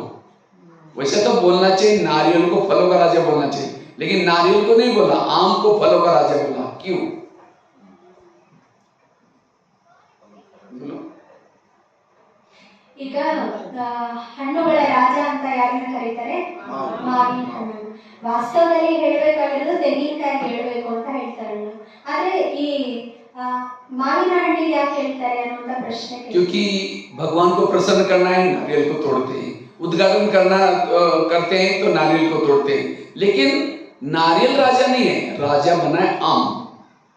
ಈಗ ಏನಾದ್ರು ಉದ್ಘಾಟನೆ ಮಾಡಬೇಕು ಅಂದ್ರೆ ತೆಂಗಿನಕಾಯಿ ಹೊಡಿತಾರೆ, ದೇವರಿಗೆ ನಮಸ್ಕಾರ ಮಾಡಬೇಕು, ಅವ್ರಿಗೆ ಪ್ರಸಾದ ಮಾಡಬೇಕು ಅಂದ್ರೆ ಏನ್ ಮಾಡ್ತಾರೆ? ತೆಂಗಿನಕಾಯಿ ದೇವ್ರ ಮುಂದೆ ಹೊಡಿತಾರಲ್ಲ. ಆದ್ರೆ ರಾಜ ಮಾತ್ರ ಹಣ್ಣಿನ ರಾಜ ಅಂತ ಮಾವಿನ ಹಣ್ಣನ್ನ ಯಾಕೆ ಇಟ್ಟಿದ್ದಾರೆ ಅಂತ. क्यों? आम सबका प्यारा है, आम के साथ बहुत प्यार होता है। जब आम का सीजन अभी आने वाला है, आम का सीजन आता है, मुंह में लेके चूसते रहेंगे, निकालते रहेंगे, डालते रहेंगे, चूसते रहेंगे मुंह में, ये प्यार कर रहे हैं। अब सूखा नारियल लेकर चूसो, 32 दांत वो भी टूटेगा, मिलेगा कुछ भी नहीं। ಈಗ ಮಾವಿನ ಹಣ್ಣು ಯಾಕೆ ರಾಜ ಅಂತ ಕರೀತಾರೆ ಅಂದ್ರೆ ಅದು ಎಲ್ಲರಿಗೂ ಪ್ರಿಯ ಆಗಿರುತ್ತೆ. ತೆಂಗಿನಕಾಯಿಗೂ ಮತ್ತೆ ಮಾವಿನ ಹಣ್ಣಿಗೂ ನಮಗೆ ಅದರ ಒಂದು ವ್ಯತ್ಯಾಸವನ್ನ ತಿಳಿಸ್ತಾ, ಈಗ ತೆಂಗಿನಕಾಯಿ ಹೊಡೆದ್ರು ಸಹ ತೆಂಗಿನಕಾಯಿನ ಬಾಯಲ್ಲಿ ಇಟ್ಕೊಂಡು ಅದನ್ನ ಚೀಪಕ್ಕಾಗ್ಲಿಕ್ಕೆ ಆಗತ್ತಾ? ಇರೋ ಹಲ್ಲುಗಳು ಕೂಡ ಉದುರೋಗ್ಬಿಡತ್ತೆ ಅಂತ ಹೇಳ್ತಾರೆ. ಹಾಗಾಗಿ ಮಾವಿನ ಹಣ್ಣು ಅಂದ್ರೆ ಅದು ಪ್ರೀತಿಯ ಸಂಕೇತ, ಎಲ್ಲರಿಗೂ ಸಹ ಅದು ಪ್ರಿಯ ಇರುತ್ತಲ್ವಾ. ಹಾಗಾಗಿ ಹಣ್ಣಿನ ರಾಜ ಮಾವಿನ ಹಣ್ಣು. और नारियल को चूसो तो, सूखा नारियल लेकर के चूसो, 32 दांत वो भी टूटेंगे। ಒಣಗೋಗಿರ್ತಕ್ಕಂಥ ತೆಂಗಿನಕಾಯಿನ ನಾವು ಅಲ್ಲಿಂದ ಕಡ್ದಾಗ ಏನಾಗುತ್ತೆ? ಇರೋ ಹಲ್ಲುಗಳು ಕೂಡ ಉದುರೋಗ್ಬಿಡುತ್ತೆ. इसलिए आम राजा है, नारियल राजा नहीं है। ಅಷ್ಟು ಪ್ರಕಾರವಾಗಿ ಉಪಯೋಗ ಆದ್ರೂ ಸಹ ಮಾವಿನ ಹಣ್ಣು ರಾಜ ಆಗ್ತಾನೆ ಹೊರತು ತೆಂಗಿನಕಾಯಿ ರಾಜ. इसी तरह अगर आपको भी सोई सामने से आ रहा है, आप सामने से आ रहे हैं, आपको देख करके लोग रास्ता काटते, आपको देखना पसंद नहीं करते, राजा नहीं बनेंगे। क्यों देखना पसंद नहीं करते? क्योंकि आपके बोल में कोई ना कोई कड़वाहट है, आपकी दृष्टि में कड़वाहट है, इसलिए पसंद नहीं कर रहे। इसलिए जब तक प्रिय नहीं बनेंगे सबके, तब तक राजा नहीं बनेंगे। ಹಾಗೆ ನಾವು ದಾರಿನಲ್ಲಿ ಹೋಗ್ತಿದೀವಿ, ನಮ್ಮನ್ನ ನೋಡಿ ಯಾರಾದ್ರೂ ದಾರಿ ತಿರ್ಗಿಸ್ಕೊಳ್ತಿದ್ದಾರೆ, ನಮ್ಮ ಕಡೆ ನೋಡ್ತಿಲ್ಲ ಅಂದ್ರೆ ಅರ್ಥ ಏನು? ಯಾವುದೋ ಕಡಿಮೆ ಇದೆ, ನಮ್ಮ ದೃಷ್ಟಿಯಲ್ಲಿ ಕಡಿಮೆ ಇದೆ, ಅಥವಾ ನಮ್ಮ ನಡವಳಿಕೆಯಲ್ಲಿ ಕಡಿಮೆ ಇದೆ. ಹಾಗಾಗಿ ಈ ರೀತಿಯಾದಂಥದ್ದು ಆಗತ್ತೆ. ಅಂದ್ರೆ ಇನ್ನೊಬ್ಬರಿಗೆ ನಾವು ಪ್ರಿಯರಾಗದೇ ಇರ್ತಕ್ಕಂಥದ್ದು ಕೂಡ ಗುರುತೇನು? ರಾಜನ ಕ್ವಾಲಿಟಿ ಅಲ್ಲ. ಹಾಗಾಗಿ ಎಲ್ಲರಿಗೂ आम को ही राजा क्यों बोला? आम ऊपर से नरम है और अंदर से गुठली सख्त है, और नारियल कैसा होता है? ऊपर से सख्त है और अंदर से नरम है। मैं जैसे कहते ऐसे करना चाहिए, वो करना चाहिए, ऊपर से डायरेक्शन देंगे, खुद कुछ नहीं करेंगे। लोग कहेंगे हाँ जी जरूर जरूर जरूर करेंगे, पीछे मैं आपको बता आप जाओ कैसे। इसीलिए पहले करो बाद में कहो, पहली करनी बाद में कथनी। पंडित मत बनो, आचार्य बनो। ಹಾಗಾಗಿ ಮಾವಿನ ಹಣ್ಣು ತೆಂಗಿನಕಾಯಿ. ಈಗ ಮಾವಿನ ಹಣ್ಣು ಹೊರಗೆ ಸ್ಮೂತ್ ಆಗಿರುತ್ತೆ, ಅದೇ ಒಳಗೆ ಅದರ ಒಂದು ಬೀಜ ತುಂಬಾ ಸ್ಟ್ರಾಂಗ್ ಆಗಿರುತ್ತೆ. ತೆಂಗಿನಕಾಯಿ ಹೋಲಿಸ್ಕೊಂಡ್ರೆ ತೆಂಗಿನಕಾಯಿ ಹೊರಗೆ ಸ್ಟ್ರಾಂಗ್ ಆಗಿರುತ್ತೆ, ಒಳಗೆ ಸ್ಮೂತ್ ಆಗಿರುತ್ತೆ. ಹಾಗಾಗಿ ನಾವು ಹೊರಗಿಂದ ಸ್ಮೂತ್ ಆಗಿದ್ರೆ ಹೊರಗಿಂದ ಸ್ಟ್ರಾಂಗ್ ಆಗಿರ್ಬೇಕು. ಒಳಗೆ ಈ ರೀತಿ ಎಲ್ಲ ನಾನು ಅದ್ ಮಾಡ್ತೀನಿ ಇದು ಮಾಡ್ತೀನಿ ಅಂತ ಹೇಳೋದು ಹೊರಗೆ ಏನೂ ಮಾಡದೇ ಇರ್ತಕ್ಕಂಥದ್ದು. ನಾವೇನ್ ಮಾಡ್ತೀವೋ ಅದು, ನಾವೇನ್ ಹೇಳ್ತೀವೋ ಅದು ನಾವು ಮಾಡಿ ತೋರಿಸ್ಬೇಕು. ಪಂಡಿತರಾಗಬಾರ್ದು, ಆಚಾರ್ಯರು. ಯಾರು ಧಾರಣೆಯಲ್ಲಿ ತಂದಿರ್ತಾರೆ, ಆಚರಣೆಯಲ್ಲಿ ತಂದಿರ್ತಾರೆ, ಅವರು ಆಚಾರ್ಯರು ಅನ್ನೋ ದೃಷ್ಟಿಯಲ್ಲಿ ಕಾಣುತ್ತೆ. बाबा पहले करते थे बाद में कहते थे, कितना सिंपल रहते थे बाबा। लेकिन आज इसलिए बाबा कहते बच्चे, ब्रह्मा बाबा क्यों बने नारायण? क्योंकि बाबा की आचरण। ಬಾಬಾರವರು ಸಹ ಬ್ರಹ್ಮ ಬಾಬಾರವರು ಸ್ವಯಂ ಹೇಳೋದನ್ನ ಮಾಡಿ ತೋರಿಸಿ ಏನು ಹೇಳ್ತಿದ್ರು ಅದೇ ಮಾಡಿ ತೋರಿಸ್ತಾ ಇದ್ರು. ಹಾಗೆ ನಾವು ಸಹ ಏನು ಮಾಡಬೇಕು, ಈಗ ಬ್ರಹ್ಮ ಬಾಬಾ ಹೇಗೆ ನಾರಾಯಣ ಆದ್ರು ಅಂದರೆ ಅವ್ರು ಏನು ಹೇಳ್ತಿದ್ರು ಅದು ಮಾಡಿ ತೋರಿಸ್, ಹಾಗೆ ನಾವು ಸಹ ಏನು ಹೇಳ್ತೀವೋ ಅದು ನಾವು ಮಾಡಿ और फलों का राजा आम को क्यों बोला? जब कोई थक जाता है धूप में, परेशान हो जाता है, कहाँ जाकर सोता है? आम के पेड़ के नीचे जाकर सोता है, उसकी सारी थकान मिट जाती है, फ्रेश हो जाता है। अगर कोई गलती से नारियल के नीचे जाकर सोएगा, छाया तो छोड़ो, नारियल टूट करके सिर भी तोड़ देगा सोने वाला, इसलिए वो राजा नहीं बना। ಈಗ ಮಾವಿನ ಹಣ್ಣನ್ನ ಇನ್ನೊಂದು ರೀತಿಯಾಗಿ ಯಾಕೆ ರಾಜ ಮಾಡಲಾಯಿತು ಅಂತ ಹೇಳಿದ್ರೆ, ಈಗ ಯಾರಾದ್ರೂ ಸುಸ್ತಾಗಿತ್ತು ಅಂತ ಹೇಳಿದ್ರೆ ಅವ್ರು ಏನ್ ಮಾಡ್ತಾರೆ, ಮಾವಿನ ಮರ ಕೆಳಗಡೆ ಹೋಗಿ ರೆಸ್ಟ್ ಮಾಡ್ತಾರೆ, ರಿಫ್ರೆಶ್ ಆಗ್ಬಿಡ್ತಾರೆ. ಅದೇ ಬೈ ಮಿಸ್ಟೇಕ್ ಆಗೂ ಕೂಡ ತೆಂಗಿನ ಮರದ ಕೆಳಗಡೆ ಹೋಗಿ ಮಲ್ಕೊಂಡ್ರು ಅಂದ್ರೆ ಅವರಿಗೆ ರಿಫ್ರೆಶ್ ಆಗೋದಂತೂ ದೂರ, ತೆಂಗಿನಕಾಯಿ ತಲೆ ಮೇಲೆ ಬಿತ್ತು ಅಂದ್ರೆ ತಲೆನೂ ಹೊಡೆದೋಗುತ್ತಲ್ವಾ. इसी तरह दुनिया से कोई थक के आया, समस्या लेकर के आया, परेशान करके आया, आप यहाँ उनको कोई ऐसी बात सुनाओ, ऐसी ज्ञान की बातें सुना करके, वो रोते हुए आया था खुश होके गया, परेशान होके गया था खुश होके गया, वो है राजा। कोई तो बीके भाई बहन ऐसे भी होते हैं, परेशान होके आया और यहाँ की उल्टी सुल्टी बात सुना करके दिमाग खराब करके भेज दिया, अरे यहाँ भी तो कोई कम आएंगे, यहाँ भी तो ऐसे ही लोग हैं, और ही उल्टा करके गया, वो कभी राजा नहीं बनेंगे। इसलिए राजा बनने के लिए आम बनो, नारियल मत बनो। ಹಾಗೆ ಮತ್ತೆ ಮಾವಿನ ಹಣ್ಣಿನ ಒಂದು ಉದಾಹರಣೆಯನ್ನೇ ಹೇಳ್ತಾ, ಈಗ ಯಾರಾದ್ರೂ ಬರ್ತಾರೆ, ಯಾವುದೋ ಟೆನ್ಷನ್ನು ಬೇಜಾರಲ್ಲಿ ಬರ್ತಾರೆ, ಬಾಬನ ಮನೆಗೆ ಬರ್ತಾರೆ, ಹಾಗೆ ಹೀಗೆ ನೋಡಿ ಬರ್ತಾರೆ, ಅವ್ರಿಗೆ ನಾವೇನ್ ಮಾಡಬೇಕು, ಆ ಪರಿಸ್ಥಿತಿಗಳಿಂದ ಆ ತೊಂದರೆಗಳಿಂದ ಹೊರಗೆ ಹೋಗ್ಲಿಕ್ಕೆ, ಹೊರಗೆ ಬರ್ಲಿಕ್ಕೆ ನಾವೇನು ಜ್ಞಾನದ ಮಾತನ್ನ ಹೇಳಬೇಕು ಅದನ್ನ ಹೇಳಬೇಕೆ ಹೊರತು ಬಾಕಿ ಅವ್ರಿಗೆ ಈ ರೀತಿ ಮಾಡ್ಬಿಡ್ಬಾರ್ದು, ಅರೆ ಇಲ್ಲೇನು ಕಮ್ಮಿನ, ಇಲ್ಲೂ ಅದೇ ಪರಿಸ್ಥಿತಿನ, ಇಲ್ಲಿನೂ ಅದೇ ತರ ಜನನೇ, ನಮ್ಗೆ ಹೊರಗೆ ಚೆನ್ನಾಗಿದೆ ಅಂತ ಅನಿಸ್ತು ಅಂದ್ರೆ ಅದು ತೆಂಗಿನಕಾಯಿ ಸಮಾನ ಅವರು ಮಾಡ್ದಂಗೆ. ಹಾಗಾಗಿ ಮಾವಿನ ಹಣ್ಣು ಅವರು ರಾಜ ಆಗ್ಲಿಕ್ಕೆ ಸಾಧ್ಯ ಆಗೋದಿಲ್ಲ. ಮಾವಿನ ಹಣ್ಣು ಅಂತ ಹೇಳಿದ್ರೆ ಇನ್ನೊಬ್ಬರಿಗೆ ಹಿತ तरबेको आम फलों का राजा इसीलिए जब फल लगता है झुकता है, नारियल और ऊपर चला जाता है। इसी तरह जिसके अंदर विशेषता कला आ गई, अभिमान आया, अकड़ करके चला, राजा नहीं बनेगा। आम है नम्रता का प्रतीक, नारियल है अभिमान का प्रतीक। अभिमान वाला कभी राजा नहीं बन सकता। ಹಾಗೆ ಇನ್ನೊಂದು ಉದಾಹರಣೆ ಏನು ಅಂತ ಹೇಳಿದ್ರೆ, ಯಾಕೆ ಮಾವಿನ ಹಣ್ಣನ್ನೇ ಹಣ್ಣಿನ ರಾಜ ಮಾಡಿದ್ದಾರೆ ಅಂದ್ರೆ, ಎಷ್ಟು ಮಾವಿನ ಹಣ್ಣು ಜಾಸ್ತಿ ಆಗುತ್ತೆ ಮರದಲ್ಲಿ, ಆ ಮರ ಬಗ್ಗುತ್ತೆ, ಇದು ನಮ್ರತೆಯ ಸಂಕೇತ. ತೆಂಗಿನಕಾಯಿ ಬಗ್ಗೋದಿನ ಇನ್ನೂ ಮೇಲೆ ಹೋಗುತ್ತಲ್ವಾ. ಸೊ ಹಾಗಾಗಿ ನಾವು ನಮ್ರತೆಯನ್ನು ತೋರಿಸ್ಬೇಕು, ಅನ್ಯರಿಗೆ ನಾವು सहयोगिಗಳು ಆಗಬೇಕು, ಅವರೇ ರಾಜರು ಆಗ್ತಾರೆ। इसीलिए कहते हैं नारियल को तोड़ो भगवान प्रसन्न हो जाता है। जो आपके अंदर रियल नहीं है वो छोड़ो, तोड़ो, तब बाबा प्रसन्न होगा। ಹಾಗಾಗಿ ಎಂತ ಹೇಳ್ತಾರೆ, ತೆಂಗಿನಕಾಯಿ ಹೊಡಿಲಿ ಭಗವಂತ ಪ್ರಸನ್ನ ಆಗ್ಬಿಡ್ತಾರೆ ಅಂತ. ನಿಮ್ಮಲ್ಲಿ ಏನು ಸತ್ಯತೆ ಇಲ್ಲ, ಯಾವುದು ಅಸತ್ಯತೆಯನ್ನು ಇಟ್ಕೊಂಡು ಕೂತಿದ್ರೆ ನಾನು ಅಂತ, ಅದನ್ನ ಮುರಿಲಿ, ಆಗ ಭಗವಂತ ಪ್ರಸನ್ನರಾಗ್ತಾರೆ। वास्तव में आत्मा ये नारियल का प्रतीक है। नारियल को 3 होल होते हैं। मन, वास्तव में आत्मा की 3 शक्ति है, मन, बुद्धि, संस्कार। नारियल का कलर केसरी होता है, आत्मा का कलर केसरी है। तो वास्तव में कौन सा नारियल? ये हमारे अंदर जो आत्मा है, उसके जैसे नारियल के ऊपर कवच होता है, अंदर पानी खोबरा होता है। तो इसी तरह आत्मा के अंदर शांत स्वरूप, आनंद स्वरूप, शक्ति स्वरूप बहुत अच्छे गुण है, उसको निकालो बाहर। ये है नारियल तोड़ना। लेकिन लोगों ने फल को तोड़ा, लेकिन ये आत्मा का नारियल तोड़ा ही नहीं। ये नारियल तोड़ना हमें। ತೆಂಗಿನಕಾಯಿ ಹೊಡೆಯೋದು ಅಂತ ಹೇಳಿದ್ರೆ ಆತ್ಮದ ಇರ್ತಕ್ಕಂಥ ಸತ್ಯವಾದ ಸ್ವರೂಪಗಳನ್ನ ಹೊರಗೆ ತರುವಂಥದ್ದು ಅಂತ ಹೇಳ್ತಾ ಅಣ್ಣ ಹೇಳ್ತಾರೆ. ಅದರಲ್ಲೂ 3 ಭಾಗ ಇರುತ್ತಲ್ವ, ನೀರು ಒಳಗೆ ಇರುತ್ತೆ, ಸೊ ಮೇಲೆ ಆ ಒಂದು ಸ್ಟ್ರಾಂಗ್ ಆಗಿರುತ್ತೆ, ಅದೇ ನಮ್ಮ ಆತ್ಮದ ಸ್ವರೂಪ.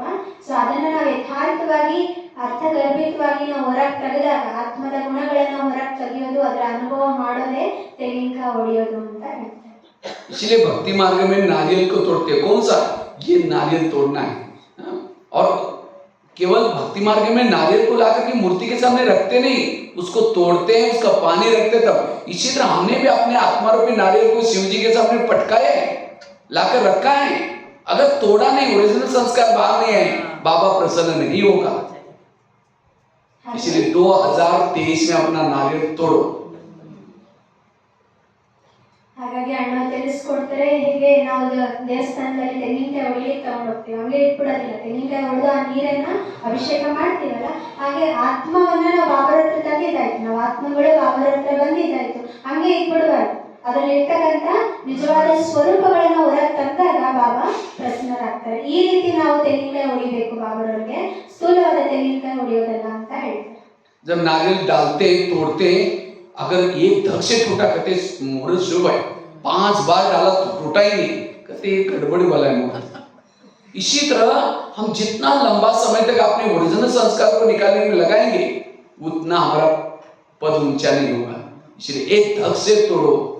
नारियल भी कोई साधारण चीज नहीं। जब कोरोना काल हो गया, एक नारियल की कीमत 250-300 रुपये हो गई, क्योंकि उसके अंदर जो पानी है, कोबरा है, अमृत के समान है, कई बीमारियां ठीक हो जाती है। इसलिए साउथ में ज्यादा नारियल पीते हैं ना, पानी पीते हैं। इसी तरह वास्तव में आत्मा के ओरिजिनल संस्कार की बात है, इसको बाहर निकालना है, तब राजा बनेंगे। राजा बनने के लिए नारियल को तोड़ो, आम बनो, शिकार करो, ये है राजा बनने का। ಹಾಗಾಗಿ ಈ ಒಂದು 2023 ನಾವೇನ್ ಮಾಡ್ಬೇಕು, ತೆಂಗಿನಕಾಯಿ ಹೊಡಿಬೇಕು. ಯಾವ ತೆಂಗಿನಕಾಯಿ ಹೊಡಿಬೇಕು? ಆತ್ಮದಲ್ಲಿ ಇರ್ತಕ್ಕಂಥ ಆ ಸತ್ಯ ಸ್ವರೂಪವನ್ನು ಹೊರಗೆ ತೆಗಿಬೇಕು. ಈ ತೆಂಗಿನಕಾಯಿ ತಗೊಂಡೋಗ್ತಾರೆ ದೇವಸ್ಥಾನದಲ್ಲಿ, ಒಂದು ಏಟಿಗೆ ಅದು ಮುಡಿತು ಅಂದ್ರೆ ಶುಭ ಅಲ್ಲ, ಒಂದೇ ಸಮ ಉಳಿತು ಅಂದ್ರೂ ಕೂಡ ಶುಭ. ಅದು 10 ಸರಿ ಹಾಕಿದ್ರು ಸಹ, ಹೊಡೆದ್ರು ಸಹ, ಹೊಡೆದಿಲ್ಲ ಅಂದ್ರೆ ಏನಂತಾರೆ, ಏನೋ ಅಶುಭ. ಹಾಗೆ ಅಣ್ಣ ಯಾವ ಮಾತಿನಲ್ಲಿ ನಮಗೆ ಪ್ರಕಾಶತೆಯನ್ನ ಮೂಡಿಸ್ತಿದ್ದಾರೆ ಅಂತ ಹೇಳಿದ್ರೆ, ನಾವು ಬಾಬರವರ ಮಗು ಆಗಿದ ತಕ್ಷಣ ಏನಾಗಬೇಕು, ಆ ಸ್ವರೂಪದ ವಿಚಾರದಲ್ಲಿ ನಾವು ಗಮನವನ್ನ ಹರಿಸ್ಬೇಕು. ಈ ರೀತಿ ಎಲ್ಲ ಹೊಡಿತಾ ಇದ್ವಿ, ಆ ಸ್ವರೂಪದ ಅನುಭವನೇ ಆಗಿಲ್ಲ ಅಂದ್ರೆ ಉನ್ನತ ಪದವಿಗೆ ಧಕ್ಕೆ ಆಗ್ಬಿಡುತ್ತೆ, ತೊಂದರೆ ಆಗುತ್ತೆ. तो ये है पुरुषार्थ। तो राजा बनने के लिए रोज दरबार लगाना, एक इंद्रियों से बातें करना, जो इंद्रियां नहीं सुनी को सजा देना, सावधान करना, ये राजा बन। और जब ये परिवर्तन आएगा, तब जाकर के आपका योग अच्छा लगेगा। ये सब कुछ किसी लिए करते हैं? इंद्रिय जीत बनने के लिए करते हैं। लेकिन इंद्रिय अभी तक जीत नहीं प्राप्त किया तो राजा नहीं बनेंगे। तो चेक करो, मैंने पूरा दर्पण आपको बताया, कौन राजा बनेगा, क्या करना है, बाबा ने क्या किया था। कई कहते हैं पुरुषार्थ कर रहे, अब पुरुषार्थ करेंगे तो अगर लास्ट तक भी आपने राजा नहीं बने, इंद्रियों पर जीत बने, तो आपको कोई भी जन्म में राजा ही मिलेगी। इसलिए अब हमें ये पुरुषार्थ करना है, स्वयं को बदलना है, दूसरों को नहीं देखना। ठीक है, ओम शांति। ಈ ರೀತಿ ಮಾವಿನ ಹಣ್ಣಿನ ಸಮಾನ ರಾಜರಾಗಬೇಕು, ಸ್ವರಾಜ್ಯ ಅಧಿಕಾರಿ